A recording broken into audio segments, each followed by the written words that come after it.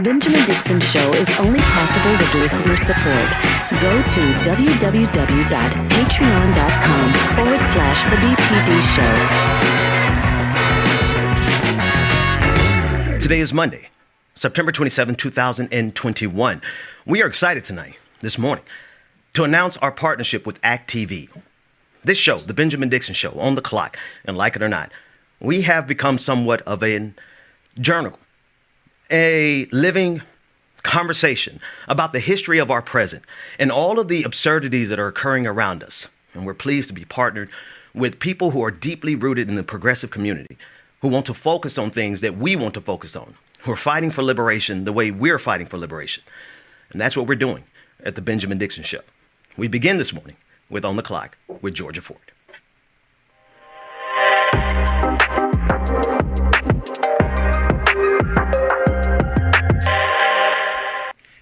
Hundreds of people are sleeping in tents all across America, something that's been happening for years. And it seems as though we're stuck in a cycle. Every spring, every summer, we start to see more and more tents on unoccupied land, whether it's city-owned or state-owned. It doesn't matter. The tents, they start to form more tents, a community starts to develop of tent residents. And then as fall and winter come each year, we can just about anticipate that city and state officials who have actually been helping to maintain the grounds by cleaning, providing waste management services, and even putting out porta potties for those who are living in tent encampments, those same people who have been helping the tent residents will come out with bulldozers and tear down the communities that have been created by those who do not have homes. And you would think after 1 year or 2 year or even 3 years of being stuck in the cycle, that maybe there would be some other solution that city and state officials could come up with the same resources that they're using to maintain these tent encampments, but they don't every year. And so here we are, it is September and the time is approaching where city and state officials all across this country are going to start bulldozing tents that belong to people who don't have homes. I want you guys to take a listen. I've been following these tent encampments and the evictions or the closures now for a few years. I covered about a dozen tent encampment closures last year. And during dead of winter, I had the chance to speak to a woman who used to actually do outreach for homeless, but found herself without a job and in a tent. I want you guys to take a listen to how she described how it felt to be out there while city and state officials were bulldozing her home.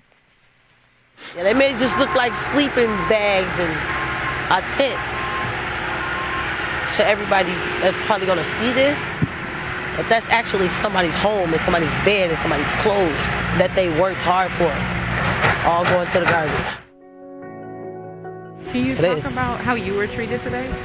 I was treated just like every other homeless person was treated. When you gonna pick up and move, you know? And Bobcat showed up, literally, and stopped right here first, as if you don't see human beings standing right here trying to figure out where they're gonna go. Guy pulls up and says, "Come on, you know, we got a van waiting for you to take you. You want to take me from here and drop me off where? Another street?" And are you comfortable with just talking about how you ended up being homeless? You lose a job. You know what I mean? Lose a job. No jobs out here. Because of my background, you're limited employment. I had to jump through hoops to make ends meet, which I don't mind. That's something I accepted. However, I haven't been in trouble in years, you know, but that doesn't matter, you know. Where were you working previously, and was the job loss due to COVID? Well, part of it was due to COVID. Outreach worker, you know what I'm saying? So even though I'm out here right now, this is pretty much home for me. This is what I do. Can't even do this, not because I'm out here with it, you know. So I understand, I get it, you know. And I've been speaking for my community for the last 5 years, and it's falling on deaf ears for some reason. Yeah. You know what I mean? This is sad. Because a lot of that stuff over there is new. But where just, it's hard to hear a woman who used to actually be out here helping homeless people, now homeless herself. That's right, Georgia.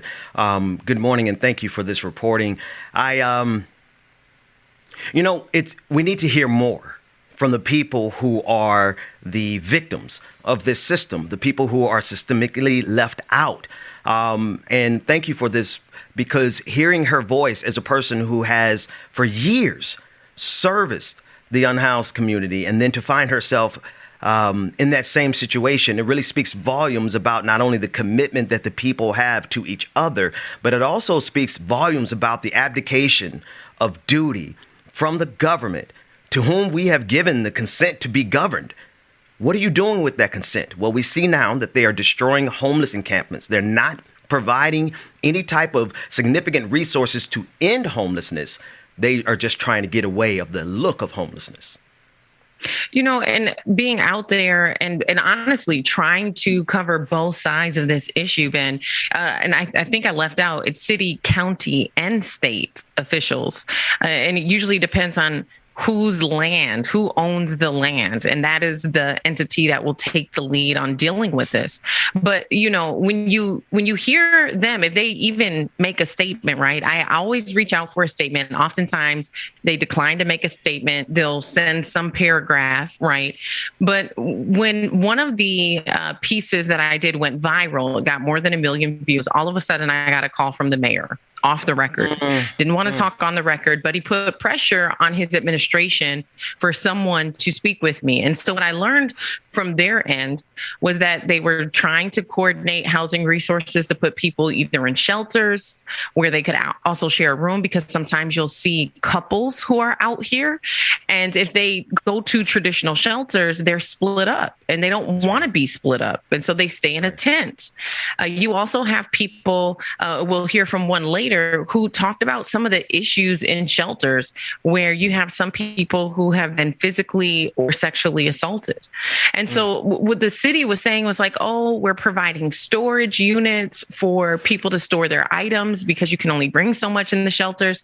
But when you go and you watch these closure happen with your own two eyes, what you notice is 4 huge dump trucks will be brought to the space and there's no U-Hauls. So how are things being brought to storage units when you witness everything being thrown in the trash? And so there's a lot of contradictions. What I will say, when I covered the city of St. Paul encampments last year, I haven't seen new encampments this year. But in Minneapolis, the city of Minneapolis, when I traveled to DC for the March on Washington, there were tents everywhere. In Portland, in Denver, in California, in Atlanta, there are people living in tents all across this country. And so you can shove people into a hotel for 90 days just to clean up the area and put fencing there so they don't come back to that location. But it's not, 90 days is a Band-Aid. It is not solving the problem. And that's why each season we continuously see people back out here in tents. That's right. And thank you for two winters ago in Atlanta, 11 homeless people died. We all have seen the images of Skid Row in California. We have seen this all around the country.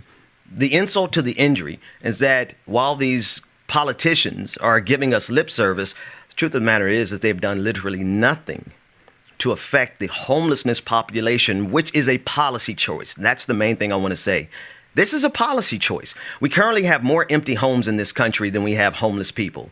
This is a policy choice. The government, the people of Germany just voted over the weekend to nationalize 240,000 homes so that they can be used for purposes like this. It's not that we don't have the resources. It's that we don't have the political will nor the desire from the ruling elite to actually take care of the least of these. I thought it was pretty innovative. Our mayor here, he X'd out our firework budget and reallocated those resources somewhere else. you know? And so, yes, absolutely. City, county, state departments absolutely have the resources. You could start with your firework budget for sure, you know, because we're spending tens, if not hundreds of thousands of dollars simply just for entertainment. That's right. And what bothers me is in covering this extensively, you know, you get the trolls online. And the comments about the people who are living in tents sometimes can be so inhumane and just totally lack empathy or compassion. If you've never lived in a shelter, you should probably do more listening than talking, because you have no idea what it is like, especially if you're a parent and you have to bring your children to a shelter. You have no idea what it's like to be told when to eat, when to go to bed, who can come over, who can't come over. And then when you're living now and sharing common areas like bathrooms and where you eat with other people who have issues. Quite frankly, a lot of these adults are vulnerable adults, some who have mental health issues, some who have addiction issues, but not all. Some people are just down on their luck and have just lost their jobs. But so you're dealing with a variety of people. I want you guys to take a listen. There was a man I had the chance to speak with who was living in a tent. He was a younger adult. And I asked him, why is it that you don't want to go stay in a shelter? Take a listen at what he had to say. I don't like a shelter because you don't know what could happen to you in a shelter. And that's, I mean, you can get into a conflict in the shelter with somebody or something, and somebody can misinterpret something or something. You gotta share a bathroom with a whole bunch of people, and I don't feel comfortable doing that. So I like to be out in the open and use the bathroom in I like to try, Walmart or somewhere and use the bathroom. So I don't know, I don't like certain things that they have in there. So, I mean, that's all I'm gonna say. I mean, I won't want to be in the shelter. You know, I don't know what happened to him, but something tells me that there's more in what he's not saying than what he is saying. That's right. That's right. Everybody, everyone, every person, every homeless individual, every unhoused individual has a story. They have a backstory. And if we do our part, they can have a future that is as meaningful as the rest of ours. I think what we have in this society is a hierarchy in our own minds, where so long as there's someone underneath us, somehow or another, that's a good thing in this country. I want to suggest something different. How about we have no one underneath us and we provide opportunities for all of these people who are equally as brilliant if given an opportunity to survive this cruel system? Absolutely. Well, Ben, I know that you've been following a story this morning as well. We're continuing to look at everything that's happening with our Haitian brothers and sisters. We're looking at what's going on in Texas and the response from the conservative party, the conservative movement, the Republicans. And we also have some responses from a black senator by the name of Tim Scott. And he has decided to insert himself into the national conversation with regards to the asylum seekers that have now been deported from Texas. This is what this black man had to say about it. I want to also ask you about immigration. You didn't seem to have a problem when President Trump adopted Title 42, which allows for those migrants crossing the border to be expelled without first being guaranteed asylum hearings. This was all justified under the pandemic. The Biden administration kept those things in place. Do you have a problem with what the Biden administration is doing with the expulsion of migrants now? I was for a strong border under President Trump. I'm for a strong border right now under President Biden. When it comes to this question of the Haitian migrants, that the White House has basically said it's embarrassed about what has happened in the past week and a half. Do you think that it's justified, and what you have seen on camera with some of these thousands of Haitian migrants being forcibly expelled, some of them rounded up by men on horseback, is what you're seeing humane? President Biden and his administration owns the crisis that they've created at the border, the humanitarian crisis that's unfolding before every eye in the American public. But it's the same policies under the Trump administration. The treatment obviously is different. That's why his people have resigned from their post It's the responsibility of the president. For Haiti, you're talking about there. Thank you. It is the responsibility of the president to secure our borders. President Biden has not done so. The crisis of his own making looks very similar to the one that he made in Afghanistan, the one we're experiencing right now with taxing, the one we're experiencing with spending. This president should do a much better job of avoiding crises that are avoidable. Now, just for a little more context, they're speaking of the retirement of the resignation of Special Envoy to Haiti, Daniel Foote, who just got the position in July, but has subsequently resigned because of the treatment of Haitians. Now, Tim Scott is trying to spin it there and make it sound as though the Special Envoy to Haiti resigned out of disappointment with the Biden administration over not having a secure enough border. And this is the angle that this brother decides to come in on when discussing the plight of our cousins.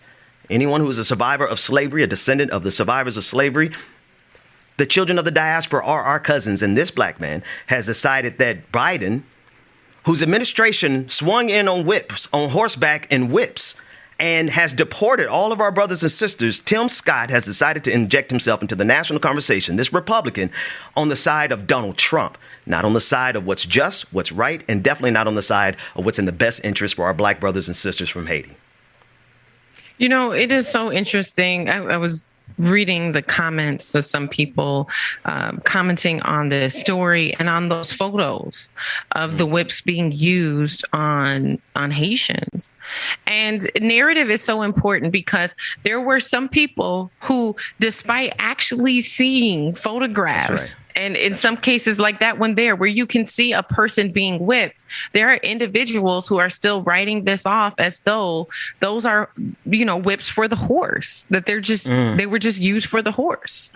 And so, you know, we will continue to see people, especially on the far right, Trump supporters, who will continue to deny the truth, even when there is video evidence of what is happening. And the Biden administration, yes, backsliding here on their policies that have really produced these outcomes. That's and right. So they need to address this head on and come up with real solutions for real human beings. There's absolutely no reason why we're paying people to treat other human beings this way. That's right. That's right. That's right. Georgia, that's it.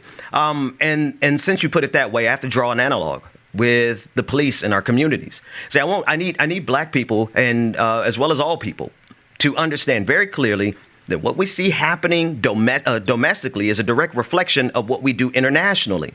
And the force that we saw used against our Haitian brothers and sisters at the border is analogous to the force that we're seeing in our communities. And we are literally, Georgia, we are paying people, whether they be police officers or whether they be Border Patrol agents, we're paying them to be cruel to us.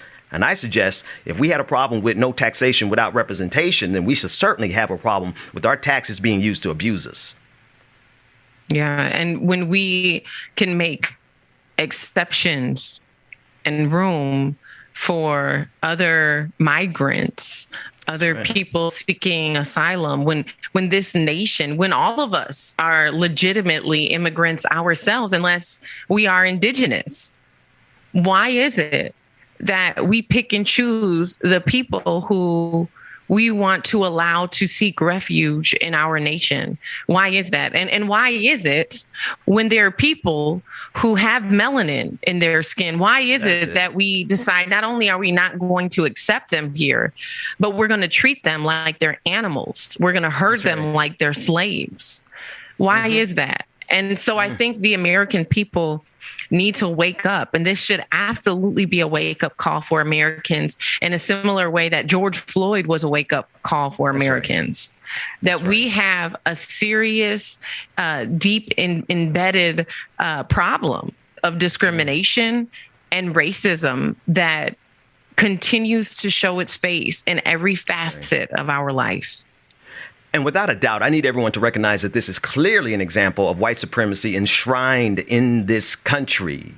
This is a policy that was enacted by Donald Trump under the auspices of protecting our border from COVID-19, even though the greatest threat to us was always within our borders as it pertains to COVID-19.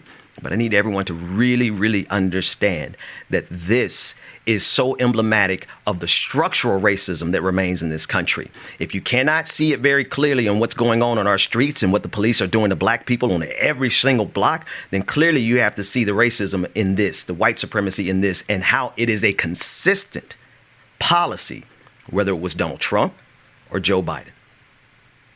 You know, the last thing I'll say here, Ben, is they were just hoping nobody was looking. Yeah. They were just hoping there were no cameras pointed in this direction and that they could quietly do what they planned to do. That's right. And so as much as the media is criticized for, spreading false information and, the Fox Newses of the world, right? This also, the media, this shows exactly why it is very powerful. It's a powerful tool that can be used to document and expose truth, which ultimately then once you have it, you can use it to hold people accountable. That's right. If this footage never surfaced, the Biden administration would never be confronted with the problematic strategies that they've implemented in dealing with Haitians who are seeking asylum. They would have been able to just deploy their men on horses with whips and treat them like they were slaves. They would have been able to do it without having to answer to anyone. But no, someone showed up with the camera. And so as much as there are issues with the media industry, there definitely are times like this that we need folks to show up with a camera so that we can have the evidence that is required to enact change. And speaking of which, it reminds me of Darnella Frazier. A 17-year-old girl who was walking to the corner store who decided to pull out her camera phone and start documenting the murder of George Floyd. And had she not have done that, the Minneapolis Police Department, they issued a press release that said he just died from, a medical complication while having an encounter with police. But when we saw the video that Darnella filmed, we knew that was a lie. It did not add up to what actually happened, right? That's right. Well, the latest developments, I was in the courtroom, and so I continue to follow the Derek Chauvin developments with his case. And so he has been requesting an appeal. He's officially filed for an appeal. This came just a few days after another former Minneapolis police officer had his third-degree murder charge overturned. And so I think Derek Chauvin is hoping for the same thing, also because Derek Chauvin's third-degree murder charge, the legal foundation that was set was based on Noir's third-degree charge as a precedent. And so now that that's been overturned, the legal framework and foundation has been removed. But we know Chauvin is charged also with second-degree manslaughter and another severe charge as well. So it might not affect his sentencing, but he did file for an appeal, and he requested the courts to see him as indignant, which means he was requesting funding or a public defender. And so Judge Cahill approved on September 24th that September 23rd, that he get $5,000 from the state of Minnesota for his appeal, for his legal fees. Wow. And I did a story on it. I saw other outlets that were, putting out there that he had filed for his appeal, but I didn't see anyone pointing to the court document that showed he was going to be getting $5,000 of taxpayer money to pay for his legal fees for his appeal. And so within 24 hours of doing the story, Judge Cahill reversed his decision and denied the $5,000 that would go towards his legal fees. Thank you, Sister Ford. Because to think about our taxpayer dollars being used for this type of savagery, because our eyes didn't lie to us. And God bless Sister Darnella Frazier for being the one who was the media in that moment, who captured the video of Derek Chauvin cruelly and savagely murdering our brother George Floyd. Here's the thing, Sister Ford. We're at a inflection point in our country. Whether or not this country is going to recognize that it is and has been for some time carrying out the exact same abuses that literally founded this country. If we're not going to be able to hold the police accountable, and if this system is structurally incapable of giving us justice, then how are we any different, America? How are your police agents any different than King George's redcoats, who literally led to that abuse? The police state of King George led to the American Revolution. Now here we are paying these police officers to abuse and kill us. And then they want to throw insult to injury by giving him money, taxpayer money, for an appeal. So thank you for that reporting, because no one else was reporting it. And I like to believe that your reporting directly helped stop this travesty. I would too. And it requires us to continue to pay attention, to stay woke, as some people would like to say, but it really shouldn't take that. We should have a court system that's founded on integrity, right? A court system that should be able to work for people like George Floyd, who are accused of a lower level offense, who should be able to just get their citation or their day in court and be able to be on about their life. But unfortunately, what many people continue to fail to realize is that is not really the system that we have. We have a system that will allow Derek Chauvin to keep his knee on George Floyd's neck for 9 minutes and 29 seconds. And now the little justice, the little accountability that has been brought forth, we see slowly unraveling. That's right. That's right. And I believe that's the point. Because if this system actually ever holds its police state accountable, well, then they have a little problem on their hand. Because the leading edge, the tip of the spear for this system is the police state. That's how they protect everything that we see around us. This is how they're able to get away. Police are sent to destroy these homeless encampments. Police, they are sent to clear out protesters. Police, they are sent to patrol our neighborhoods. And we really must understand how we as people do not have to tolerate the abuses from this system, whether they be structurally, like this judge trying to give Derek Chauvin $5,000, or whether it be structurally in the form of them being on our corners, policing us abusively. We must honestly never apologize when we stand up against this police state. And so many people interpret that as being anti-police when it's really anti-racism, anti-hatred, anti-discrimination, and really like for George Floyd, in a way, it's pro-system. Why couldn't the system work for George Floyd? Why couldn't he have gotten a citation for the accusation he was faced against for having a fake $20 bill? Because when you go to law enforcement agencies and you ask them, hey, if I have a counterfeit $20 bill, what is my punishment? What happens if I'm caught? And it's certainly not the death penalty. It's certainly not. And so we have so much transformation that needs to happen in this country, and whether that's reform or abolishing and creating new, the people will decide that. But what we do know is the other three officers, I've been getting this question a lot, when is their trial?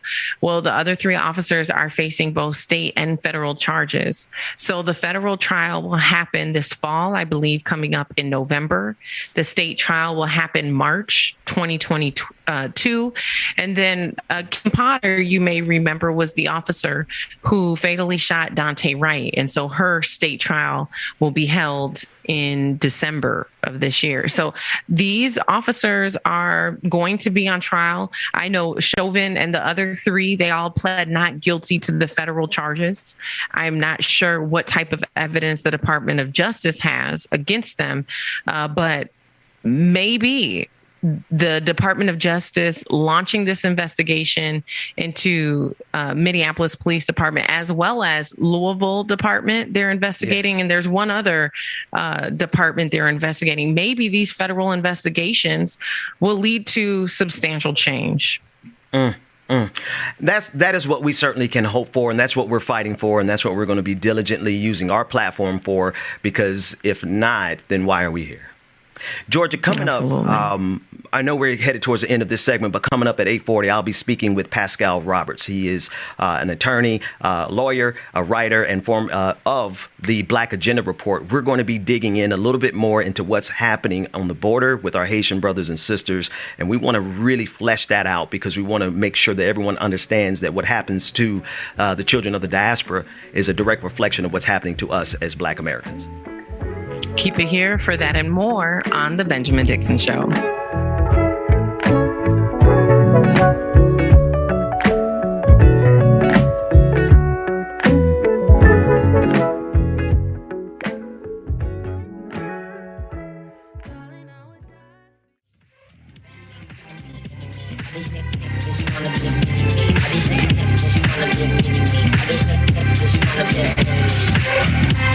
I'm about to go Goku. Leave my head is red like old new. Yeah, trying to get the green like it's old food. Good morning, everybody. Lily Nat A. J 31608. Royal Lee. Shelby Hall. Good morning, Stephanie. Starshine Sundrake. Good morning. Laura Strata Ferret. Brother Chuck Deason. Good morning. Susan. Good morning. Bulldog. Six Dragon Daddy Bear. Two Daddies. Tony Wright. On and on. Carter Wins. Shoot the Dragon. Esther Brochen. Good morning. Pixie on the Moon. 1020 Carey. Good morning, everybody. The memo, go check the message. I ain't then came back for seconds. I ain't seen your fake little neck. It's lifestyle decrepit. I should probably expect this. All right. Too much game for your league. Hussein was ego. Hussein on peace.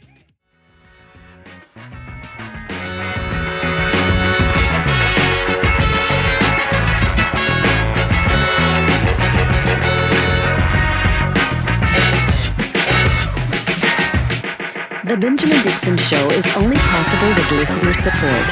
Go to www.patreon.com/The BPD Show. Welcome back, everyone. It is Monday, September 27, 2021. I am none other than your host, Benjamin Dixon, joined by my brother from another mother, DJ Exclusive. James, how you doing, man? Good morning, sir. Doing pretty good. How about yourself, brother Ben? I'm rested. I'm well rested. As evidenced by the fact that at our patron party Friday night, first of all, good morning to everyone across all the platforms, as you already said, James, Facebook, YouTube, Twitter, Twitch, and a very good morning to everyone watching us on Act TV.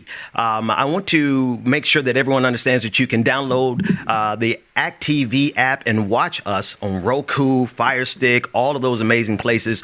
James, I'm rested. Friday night, we had our patron party. It was a great party. As long as I could stay there, I passed out somewhere around 10:30, mouth wide open on the screen while everyone was looking. How did the rest of the party go? Being there looking at the screen, so they don't know what's going on. I was just staring at his punk behind because he clocked out early. I'm just like, this sucker. Yes, Jay. We all talked about you all night long because we're like, first of all, you passed out and then the camera went black. We're like, yeah, I think Ben sleeps somewhere. Talking about go get some food and I'll be right back. He like Penny from Good Times, went upstairs and never came back down. Family Matters.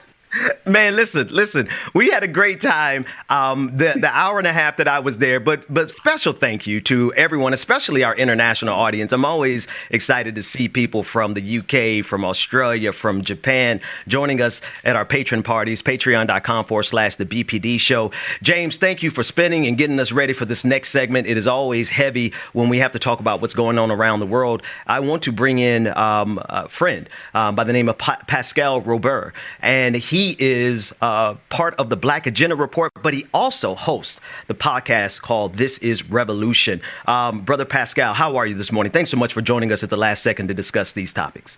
No problem, man. Thank you for having me. I appreciate being on your show. The pleasure is mine. Now, I want to make sure that everybody understands who you are. You are a child of the diaspora. You're Haitian, and you also worked years with the Black Agenda Report. I want to take a second here to honor the memory of Glenn Ford and Bruce Dixon, two brothers who I'd listened to and checked out for years. And thank you for the work that you did with them and continuing to do.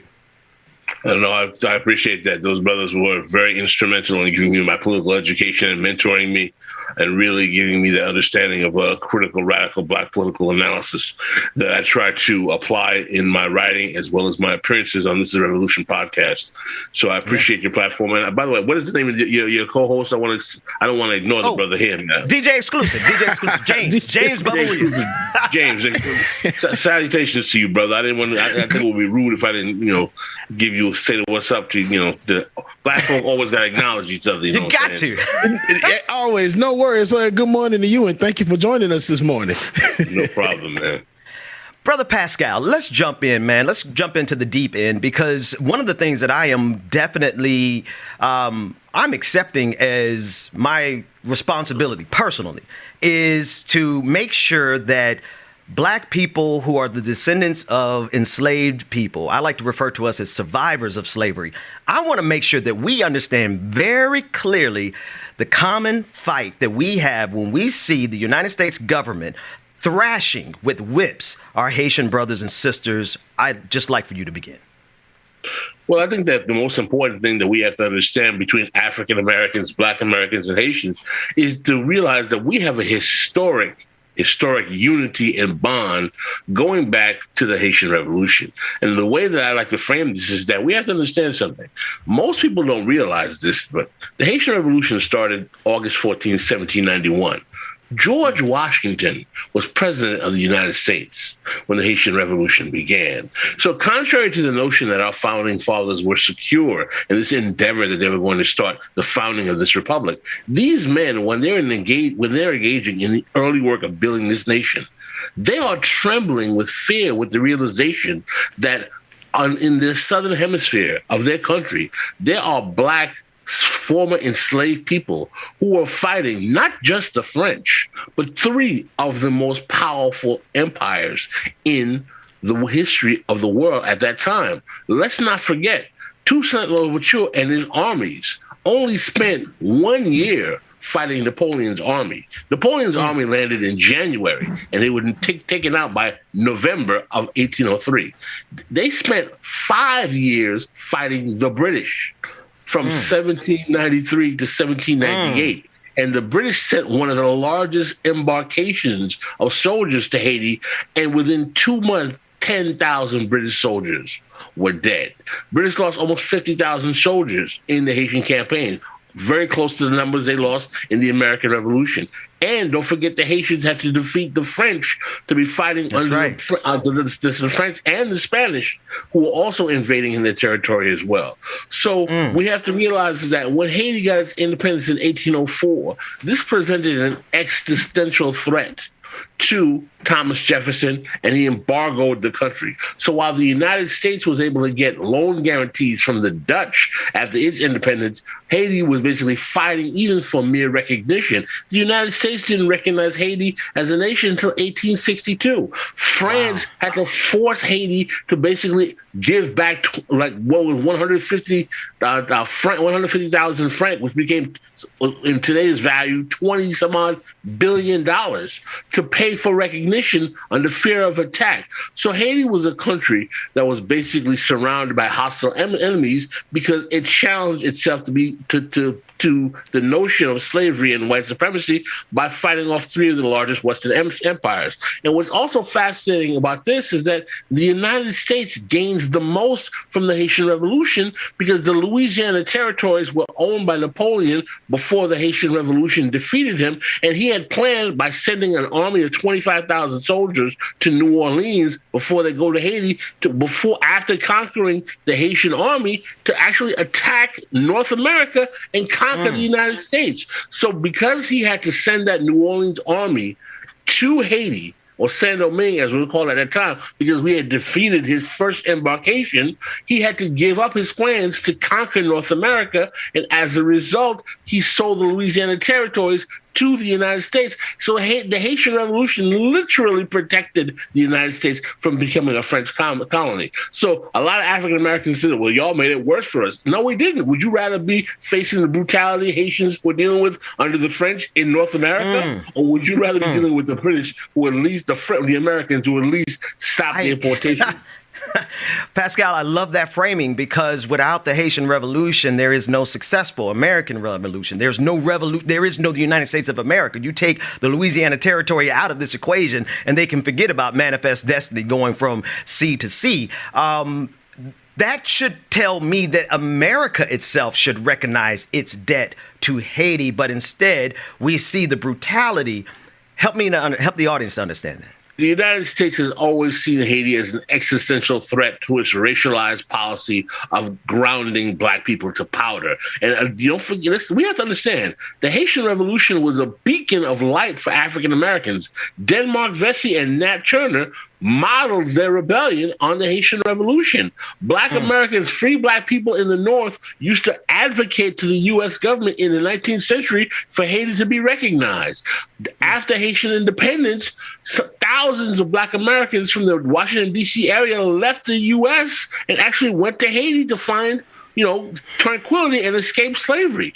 Actually, a relative of my mother's family, a man named James Theodore Holly, well-known figure in African-American history, well-known black nationalist who was friends with Frederick Douglass. He left the United States in the 1800s to go to Haiti to found Haiti's Episcopal Church. This was an African-American. My great-grandfather was an assistant bishop in that Episcopal Church in Haiti, and his older sister married the son of James Ambrose Holly. So I have a direct connection to African-American history and the black American struggle through a black man who came and established the church that my great-grandfather was an assistant bishop in. So what you're saying is you got roots. You got roots, common threads with, and don't we all, right? So even if our roots don't connect that directly, because I didn't know that you were that closely connected, even if our roots don't connect in the last generation, clearly we all understand that the white supremacy that is being faced by our Haitian brothers and sisters at the border is a direct reflection of the white supremacy that we face as black people born in this country as survivors of slavery. I want to contextualize the conversation with a clip from Lindsey Graham, Senator Lindsey Graham.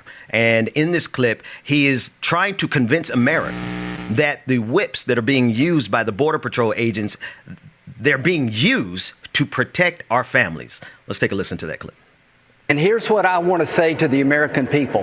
The man on horseback is there to protect your family. The people rushing our border have put us all under siege. And I think the most inhumane thing going on right now in America is that the men and women of the Border Patrol have been completely abandoned, demagogued, scapegoat, and treated like dirt by elected officials in the Democratic Party and this administration. Pascal, your thoughts on the senator? I mean, Lindsey Graham, South Carolina, we know his politics. He probably has plantation boss blood in his family. So, and he's not, there's no surprise that he's going to likely be willing to try to reify and justify this abusive treatment of Haitians at the border. For him to say, I mean, every time I hear these ruling class power elite tools like senators talk about the invasion these people feel. Did you feel that way when Haitian soldiers were brought over to fight in the siege of Savannah to give the United States its independence?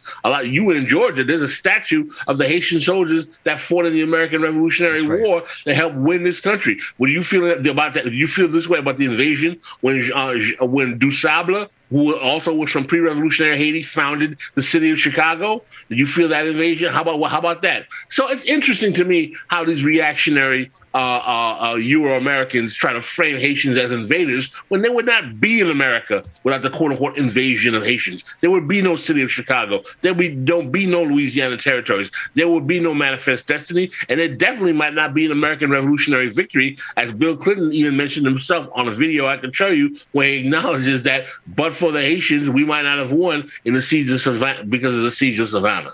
So again, Lindsey Graham is trying to spin this. Listen, Haiti gets the treatment it does because Haiti threatens the myth of American exceptionalism. Haiti threatens the myth of American exceptionalism. Man, that's a word. That's a word. I want to play one additional clip, or perhaps maybe 2 or 3 more clips, because I think it's important for us to understand and unravel what you described as the political elites playing these games around human lives. The next clip I want to play is of, Representative Brian Babin, who is speaking about this situation with our Haitian brothers and sisters. And he's speaking from a very clear vantage point of the fear of white replacement. Let's listen to that. Country. They're overloading our welfare system.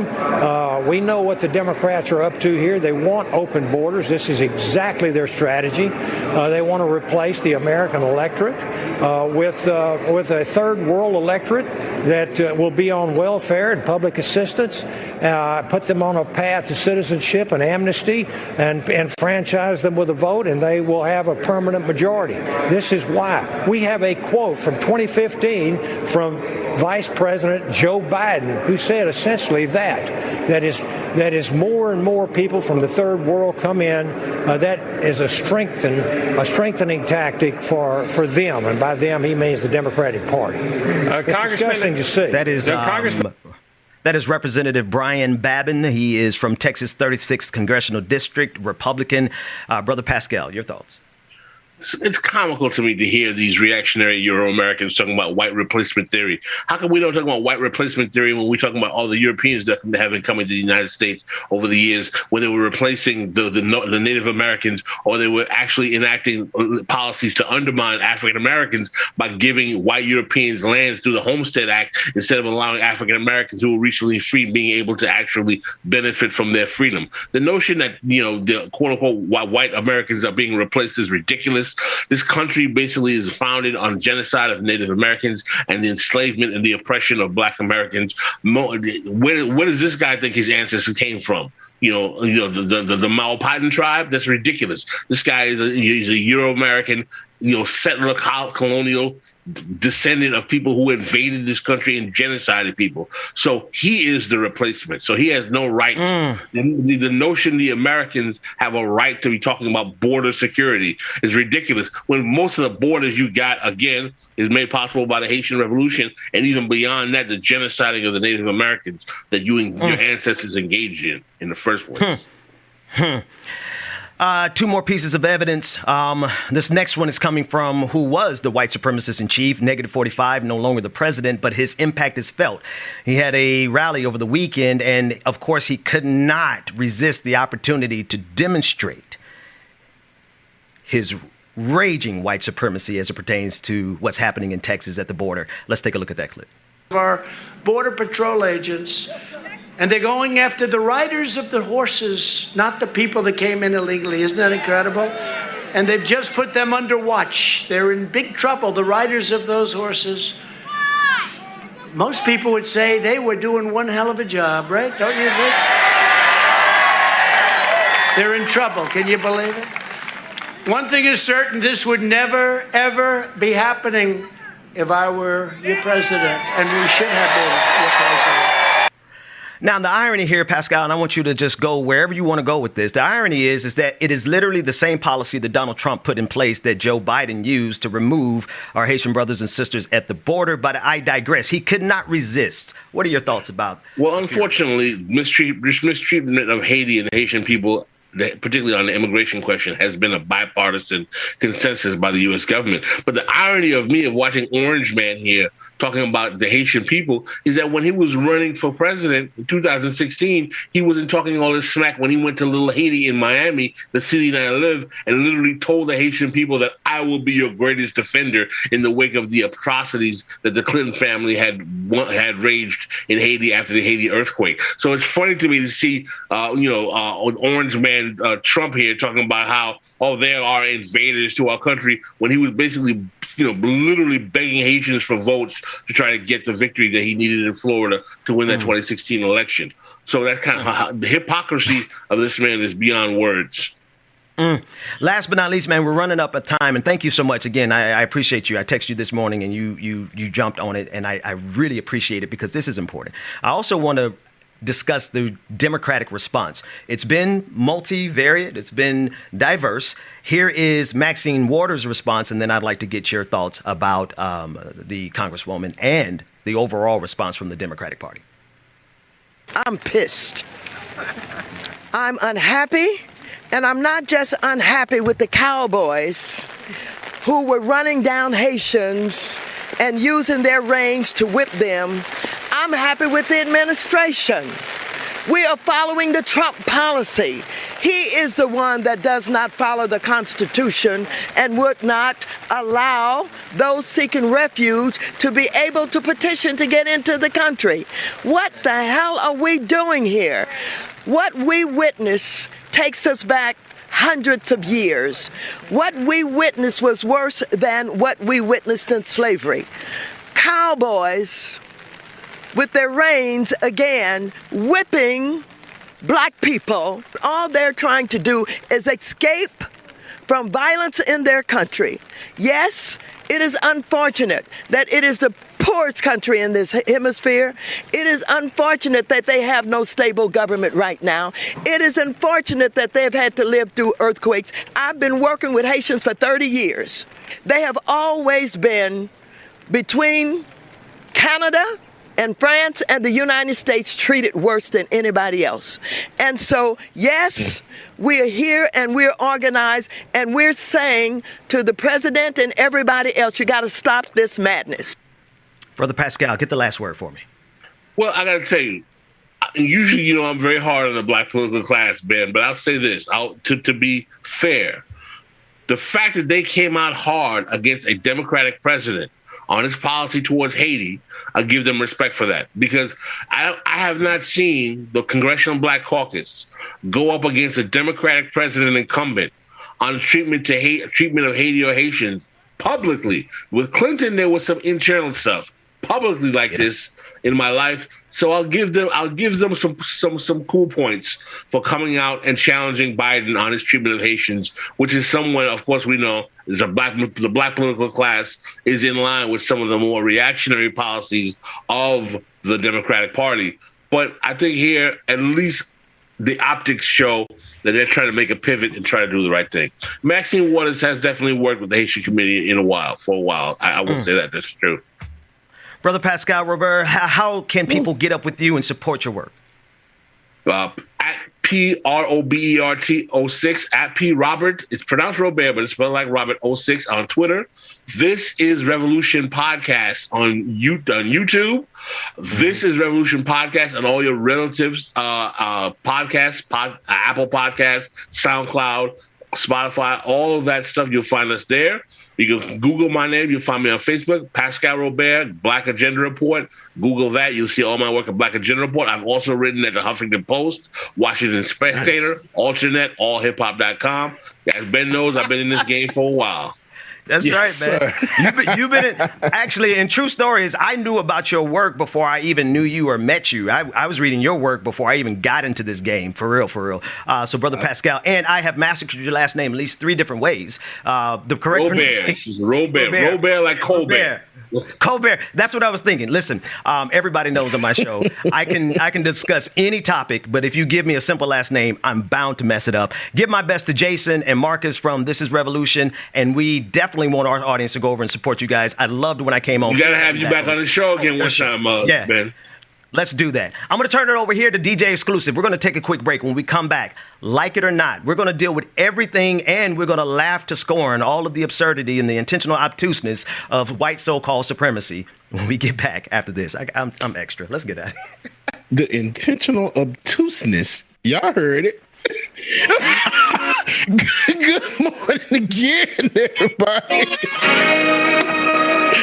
Shout out again to Pascal Robert again. Thank you so much for joining us this morning, sir, and dropping some knowledge. We greatly appreciate you, man. Make sure y'all stay tuned. We got some work coming up. And oh my goodness. I was about to say I had a whole murderer being screamed. What's going on? I gotta know. Good morning, everybody. Good morning.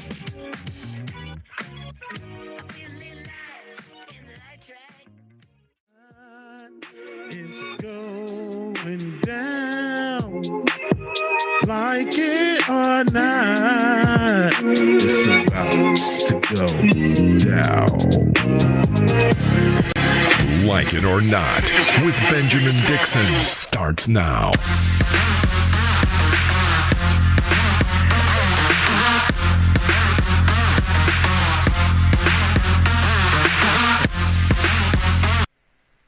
Good morning, good morning, good morning. Good morning. Damn, never in frame. Good morning.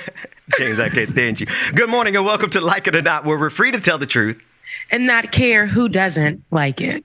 It is Monday, September 27th, 2021. That song that you heard leading into our Like It or Not segment is none other than DJ Exclusive. James, can you just play not 30 seconds, play 5 seconds so the people can understand my pain of your rendition of Like It or Not. Play it for me. Your pain, this a bop. Like it or not, it's going down. Like it or not, that's enough. It's about to go down. All right. That's my favorite part. That's my favorite part. Glass is just cracked. What's funny? They can crack all they want to because everybody in the chat and Patreon love the hell out of it, and I'm gonna keep on playing. Look, Bubba, listen, it's a bop, like it or not, right? And it reminds me of a time where no, this wasn't my song. It was a Monday, and there's a video out there somewhere in the social media space. But Ben did not like me, and I have 100% proof of this. In the mornings when we did the Like It or Not show, he had just added me on, and without my name on the marquee. But when he had just added me on, I would be so lively and stuff, and he would be just so, And then, like, in the morning, that morning, I would be singing, "It's Money Making Monday." Oh, yeah. Money Making Monday. It's Money Making Monday. And he just, like, on the camera, he was still through. He was like, and he ignored me for a second. Rebecca. And then he caught himself. And then he was like, "Ha, Rebecca, you're so crazy." Well, today on Like It or Not. Rebecca Azor. Welcome to Like It or Not. We're free to tell the truth and not care who doesn't like it. If you guys get some of my old clips, man, Rebecca used to say I was a chubby Brian Gumble. Never said he was a chubby, but did say he was a Brian Gumble. I did. Rebecca. But it was crazy. Yeah. That voice reminds me of something you were telling me this week. You knew I was going to throw you right in. Tell us about what you did this weekend. Yes. Oh, I forgot to send you guys a picture of the people that I was with, but I think maybe I should keep them under wraps since I'm about to talk about them like a dog. I'm just kidding. I did go out this weekend. I did. No, I'm not though. I went out this weekend and had to speak. I had a lot of things to do. I had to speak at an event, a town hall that was created with a federal or someone who's running to be a federal leader, a local and a state leader, right? So we had all those forms of government in the House, and they were all people of color, and the conversation was immigration, right? It was an immigration town hall meeting. It was done at a local Haitian space that we have here. And I was supposed to just come and say a few words, y'all. I was just supposed to come and say about 2-3 words. 2-3 words for me is about a lot of words. Yeah. It's a whole show. It's a whole show. He literally was like, I want you to speak for a few minutes, right? And I said, okay, I'll speak for a few minutes. Like, I just came from work. I'm just clocking out. I'm tired. So I walked in there and he's waiting for me outside. The big idea waiting for you. I'm like, okay. I walk inside and they were really waiting for me. I'm like, what? Wait, hold on. Sat down. They gave me the mic. Didn't say a word. Everybody introduced themselves. I watched as you guys, I need you guys, this is why it's very important to understand who your state and local leaders are. Even the ones that are, locally, but they're trying to run at the federal level too, because these are the people that are going to be representation of you. And at times they are uneducated in who you really are. Okay. They're uneducated in who their constituents are, who builds them up.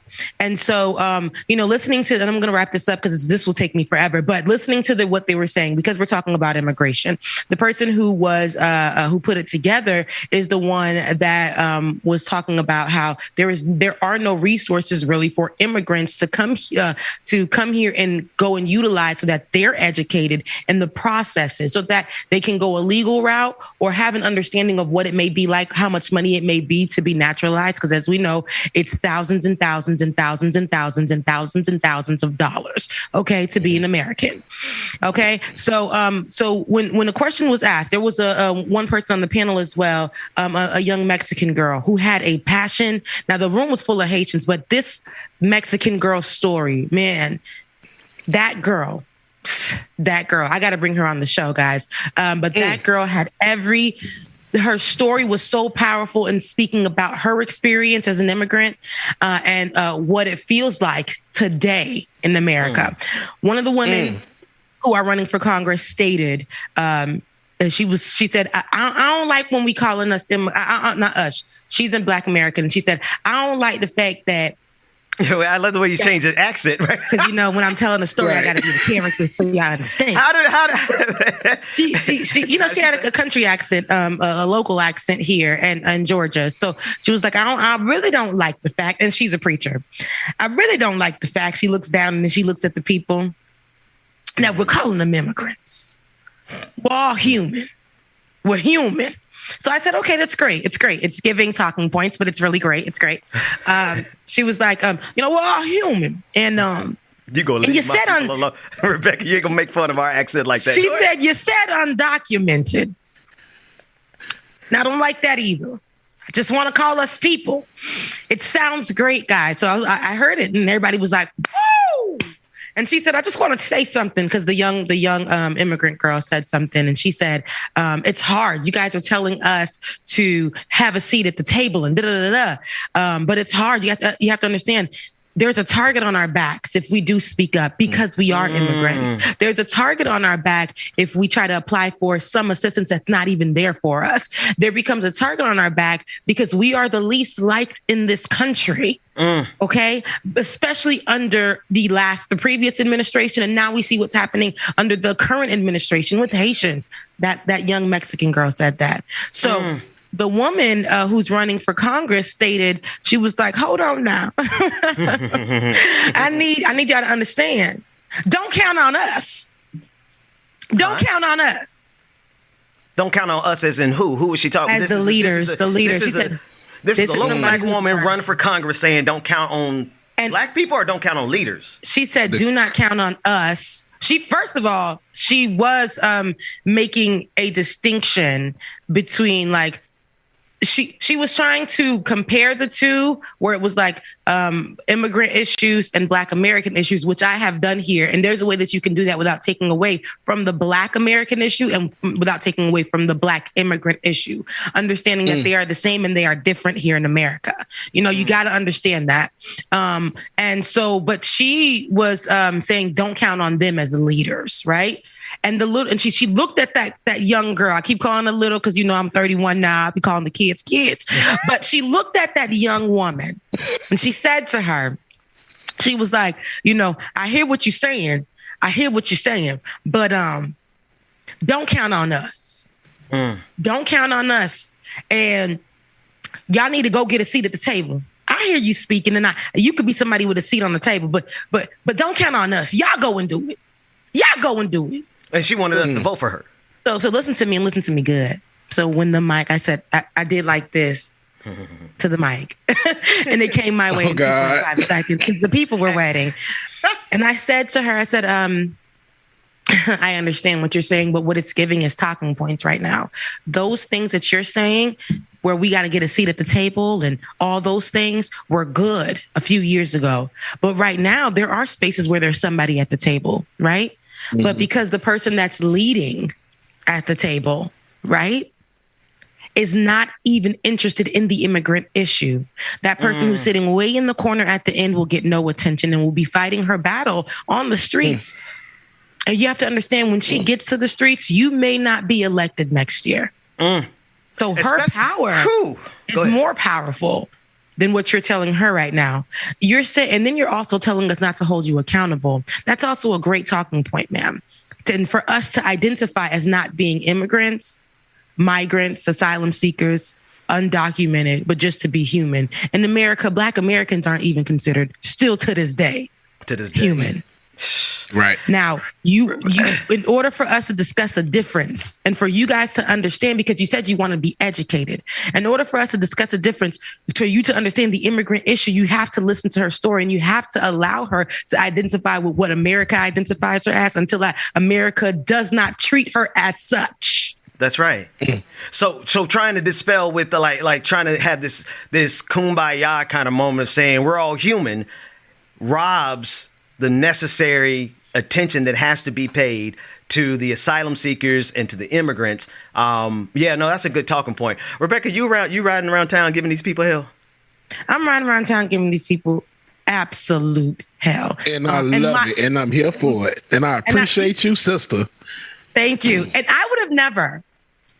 I remember the day when I walked into the old place that we worked in, and because I was a journalist, a young journal, just got my master's degree. 6 years ago, just got my master's degree. I sat in that room, and they looked at me and they wanted me because I was a dark-skinned girl who was rocking a big hairstyle at the time, and because my nails were quite colored, and because I spoke the way I did at the same instance, and because I'm a product of immigrants and I spoke another language. They thought that was exotic. They wanted something like that on the show.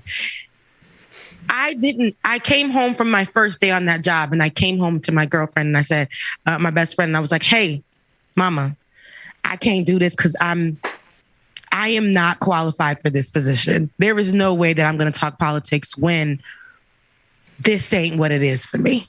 This is not the language that I speak.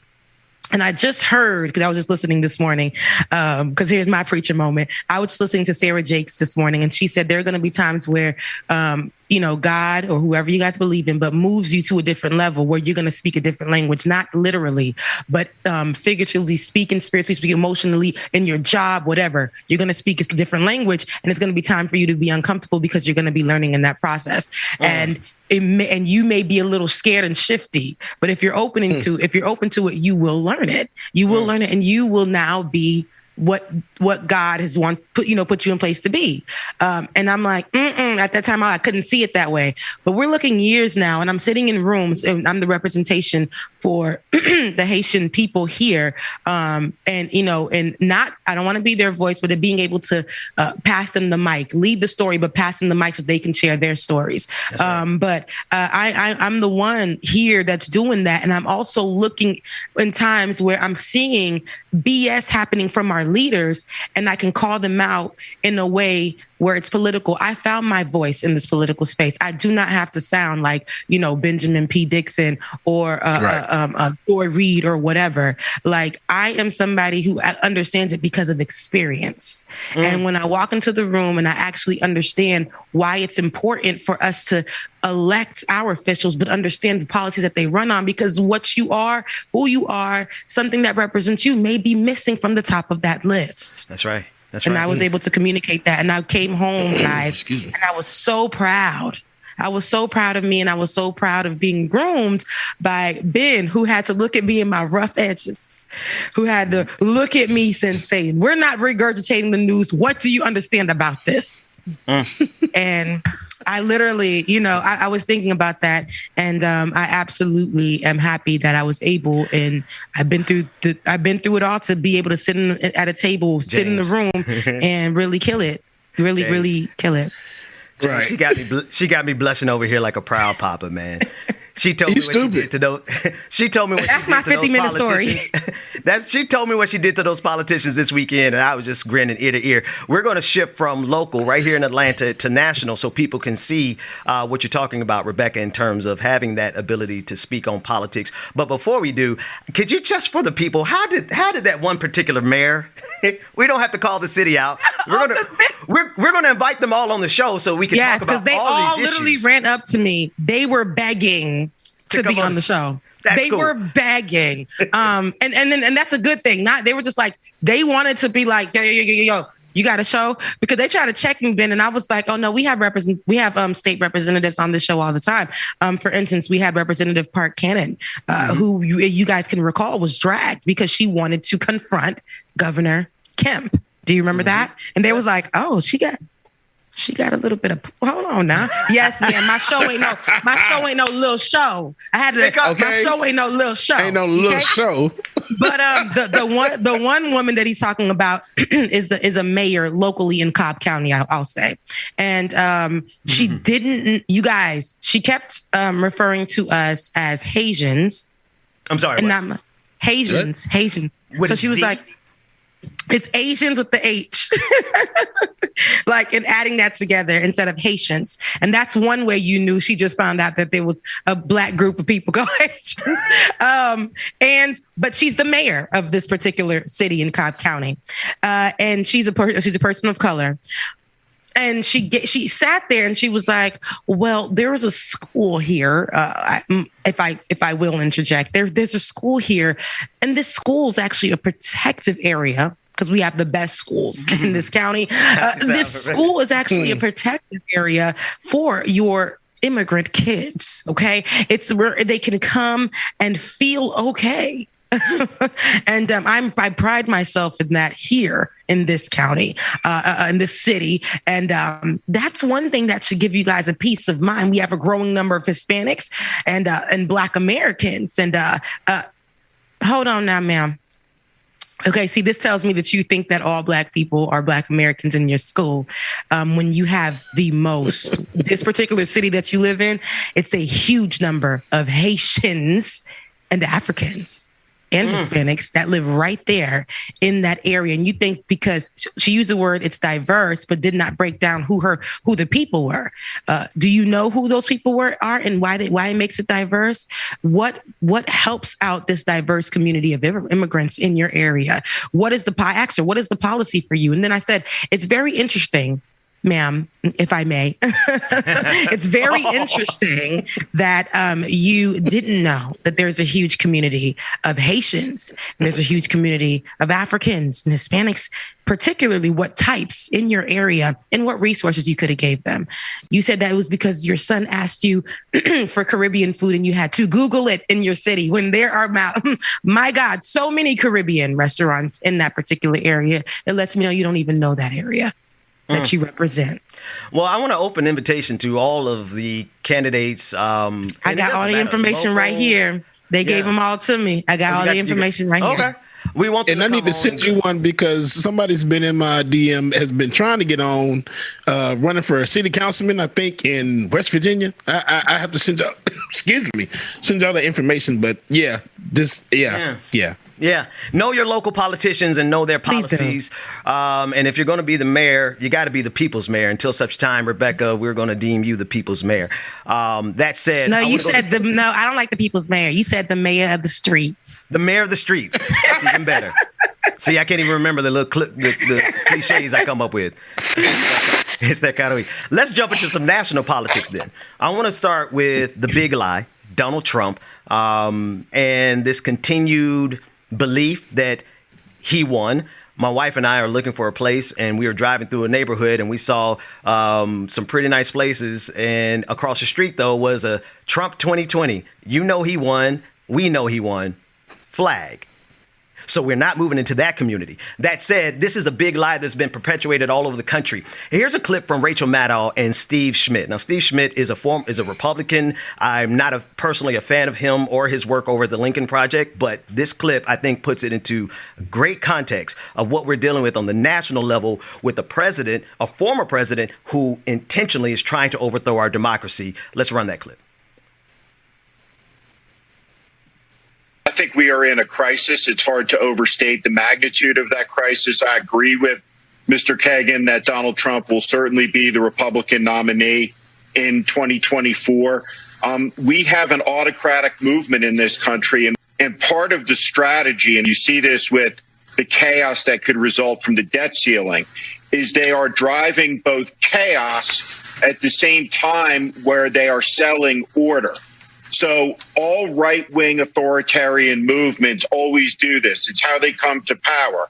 They drive chaos through policies of cynicism, nihilism, and then they promise to restore order with easy scapegoats. These are minority voters that are alleged to have fraudulently voted. That's not so much hidden by a dog whistle as loudly screamed by the Trump people, engaging in replacement theory, engaging in white nationalism, white supremacist replacement theory. The party is now in open alliance with extremist elements. They include those fascists that you saw outside the Capitol. The argument that Trump is making, and so many of his allies, is that civilization is going to collapse because of the hordes of minorities being imported to steal the birthright and the franchise of the American citizen, to scapegoat and to diffuse the blame from the problems that those that are attacking them are responsible for creating in the first place. So, yeah, we're at a very dangerous moment. It's going to get worse. But a democracy cannot survive in a world where the lie and the truth stand equally. The system that we have is based on a compact that requires faith and belief and trust. It's how we share power with people that we disagree with. We acknowledge that we live in a complex world where people have different perspectives. In the 21st century, I believe that there was a consensus that has unraveled in startlingly short period of time that you can trace all the way back to the beginning of the country. In the name of political power, also the same people claiming that they're doing it in the name of freedom are saying that the preservation of freedom means maintaining our power, not necessarily abiding the results of the election. Despite all the flaws of American democracy or any democracy, democracies are the only system of government that has ever existed in the history of humanity that puts the individual human being on top of the power of the state. Every other system subordinates the dignity of the human being to the power of the state for the purposes of the state, often controlled by self-interested, corrupt minority. It goes to the heart of the American idea, the embrace of humanism, of natural rights, of pluralism, and this idea that anybody can be an American, that we can all stand equal under the rule of law, where we all get a say and get to participate. And that is what is being vandalized and attacked. They've raised more money than the Democrats. Republicans have tremendous advantages heading into this next midterm election. There's a lot. He said a lot there, James and Rebecca. He said... oh, my camera went out. Yeah. We try to do that behind the scenes. I like Steve Schmidt enough in this clip because he's saying all the right things. And it's true. The Republican Party, our welfare system. The Republican Party is absolutely 100% in an alliance with white supremacy. Donald Trump is the one who made it possible for them to be out loud and proud again. But that white supremacy, James, that what he's talking about, he's right. It's been here since the beginning of this country. And now it's like the chickens of white supremacy are coming home to roost. Yeah, absolutely. Trump made it where we knew that they were already out there. White supremacy, like you said, hasn't gone anywhere for the longest. When Trump got in office, it just made it okay for them to be open in public. It's like the Ku Klux Klan running around without their hoods off in public, running everyday life. That's right. Really all it is. That's right. And that's the power structure that they're trying to preserve, Rebecca. They're trying to make sure that conservatives, particularly, and there's some Democrats, but they are certainly trying to make sure that this country doesn't get any browner, any blacker. And that's why he was throwing in there Donald Trump. I think Schmidt was referring to Donald Trump over the weekend. But why they always have this fear of a black America. Why not? Like, let's be honest. I was watching, it's always a story connected. I was watching a show called The Underground Railroad, which is based off the book, The Underground Railroad. And I was watching as white supremacists, what he was describing was being done by Republicans and what they're building together and how this stuff goes way back when, where the belief that Black Americans would somehow, or Black people coming to America, period, but Black Americans and these migrants who are Black, it's a problem. The belief that they are the issue and the growing and causing the population to be overcrowded, when the percentage of Black people here in America is what? Let's be honest. 13%, 11%. Hello. 13%. Second, they just have this huge, they make up these things in their head. And secondly, the fact that it's the same thing that I said, all of that they're trying to preserve this whiteness, which whiteness equals American, right? And it's the Constitution for some. And that's what I saw in that show, that what he's explaining that these people are saying and doing is the same thing that they were doing way back when, the people who were trying to preserve the whiteness in America, because it literally is equal to being American. And if they do that, they're doing good for the country. It's patriotic. It keeps the country and the founding fathers. It keeps them proud. That's something that they really believe in their head. They look at Black people. It's such a problem. I don't know why there is such a problem, but I also noticed that there's a power with Black people that they don't want to, they can't possess, right? But they don't want out there at all. They did what they did to Black people because of their strength. They researched on Black people, even though they said that they were freeing, or they researched on free Black people, even though they said that they were assisting them and helping them assimilate into the world. They were researching on the Black men, making them sick to see how strong their Black bodies could take it. But they would never do that kind of stuff on themselves. They were then tying or practicing the tying Black women's tubes because they no longer wanted Black women to produce babies, right? But they were assisting them and assimilating into the world that way. They wanted them to stop producing because they did not want more Black people in this world. So make it make sense. And to this day, systemically, things are still that way. And, voting is an issue because we will come out in numbers. We will come out in droves. All little 13% in this hill America, we will come out in droves and make it seem like we're taking over the world for sure. And it's a scary thing for some reason when what we're doing is fair.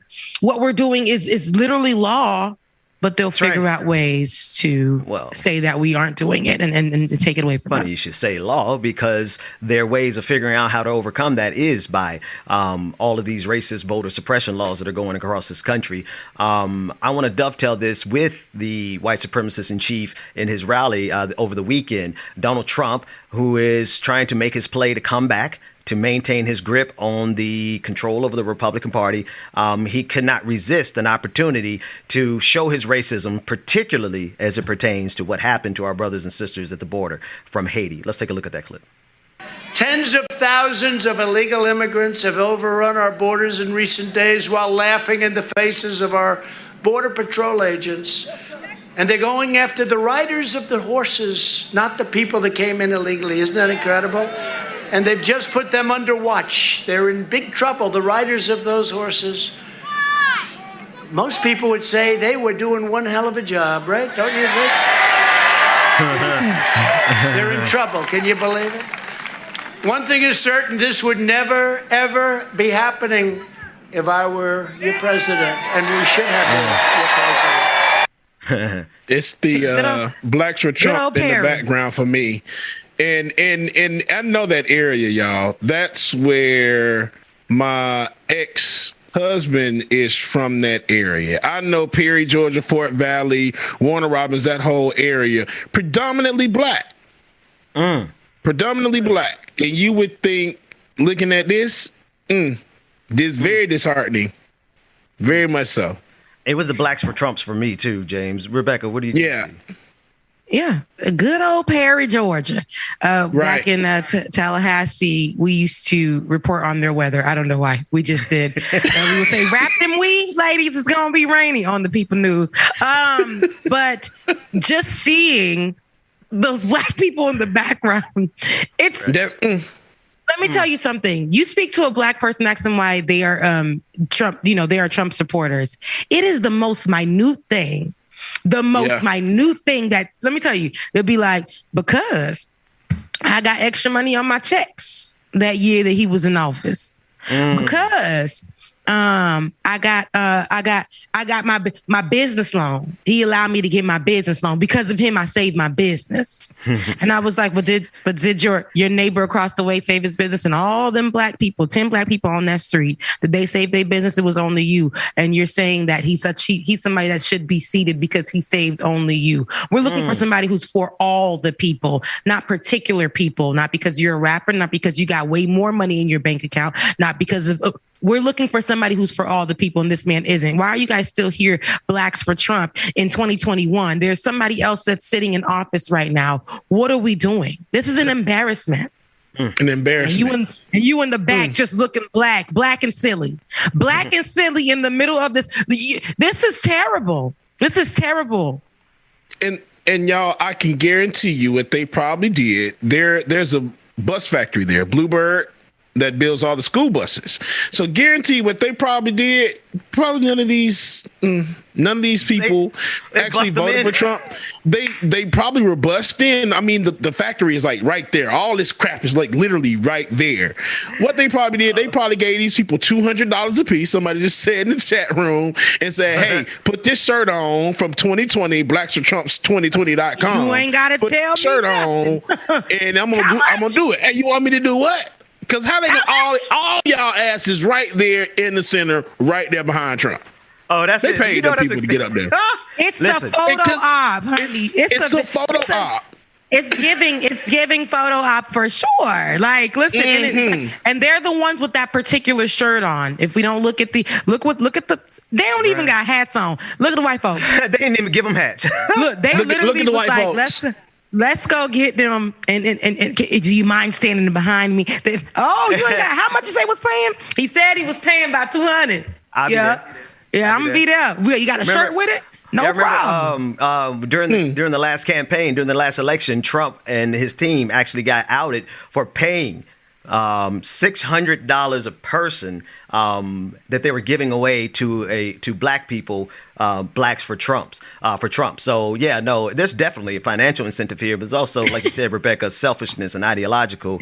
But I just can't see myself being in the presence of all this white supremacy and not going full Django Unchained. Like, how you the black person in that video of the Haitians getting whipped by that white Border Patrol agent, and you not grab that whip and give some retribution. I mean, you gonna understand die. it. I understand, but I don't understand. Help me understand how you could be in that presence and just like the blackness in you just got to be dead already. Because the difference is money. Yeah, right there. I was gonna say the difference is money. Here, they're not offering anything here, and they're still like it does. In this particular instance, what we're seeing is dead wrong. But these other people that we just watched, they're getting money. They would never run up on Trump because they're getting an incentive. Here, they don't care about any of that. They're willing to risk their lives with their children to just get where they need to get. Ben, you asked me a question, and I know this is just 2 seconds off topic, and I thought about it, and I know I answered it to you, but then I thought about it again. All this stuff is systemic. You see these people standing in the background, they got the incentives of money. That's how the system rolls here anyway. They offer us some money. We gonna be outside, even though COVID-19 is a thing, right? It ain't gonna really be to assist us because we see that we ain't getting no checks no more because everybody outside. But you talked about, you asked me, Rebecca, do you not believe in due process? And the thing is, I do believe in due process, but due process in this country is very, very, very systemic too. So even with due process, that's a moment for people to take and make an excuse, right? So that their side could be the side. And, due process doesn't work for us, even as we see. And I wish that lawfully there will be something that would be how we used to say when we were kids, the thing that we would recite, a country that was equal. But we ain't got that. We ain't got that. We ain't got it. We ain't got it. We ain't got it. Man, I love it when a plan comes together.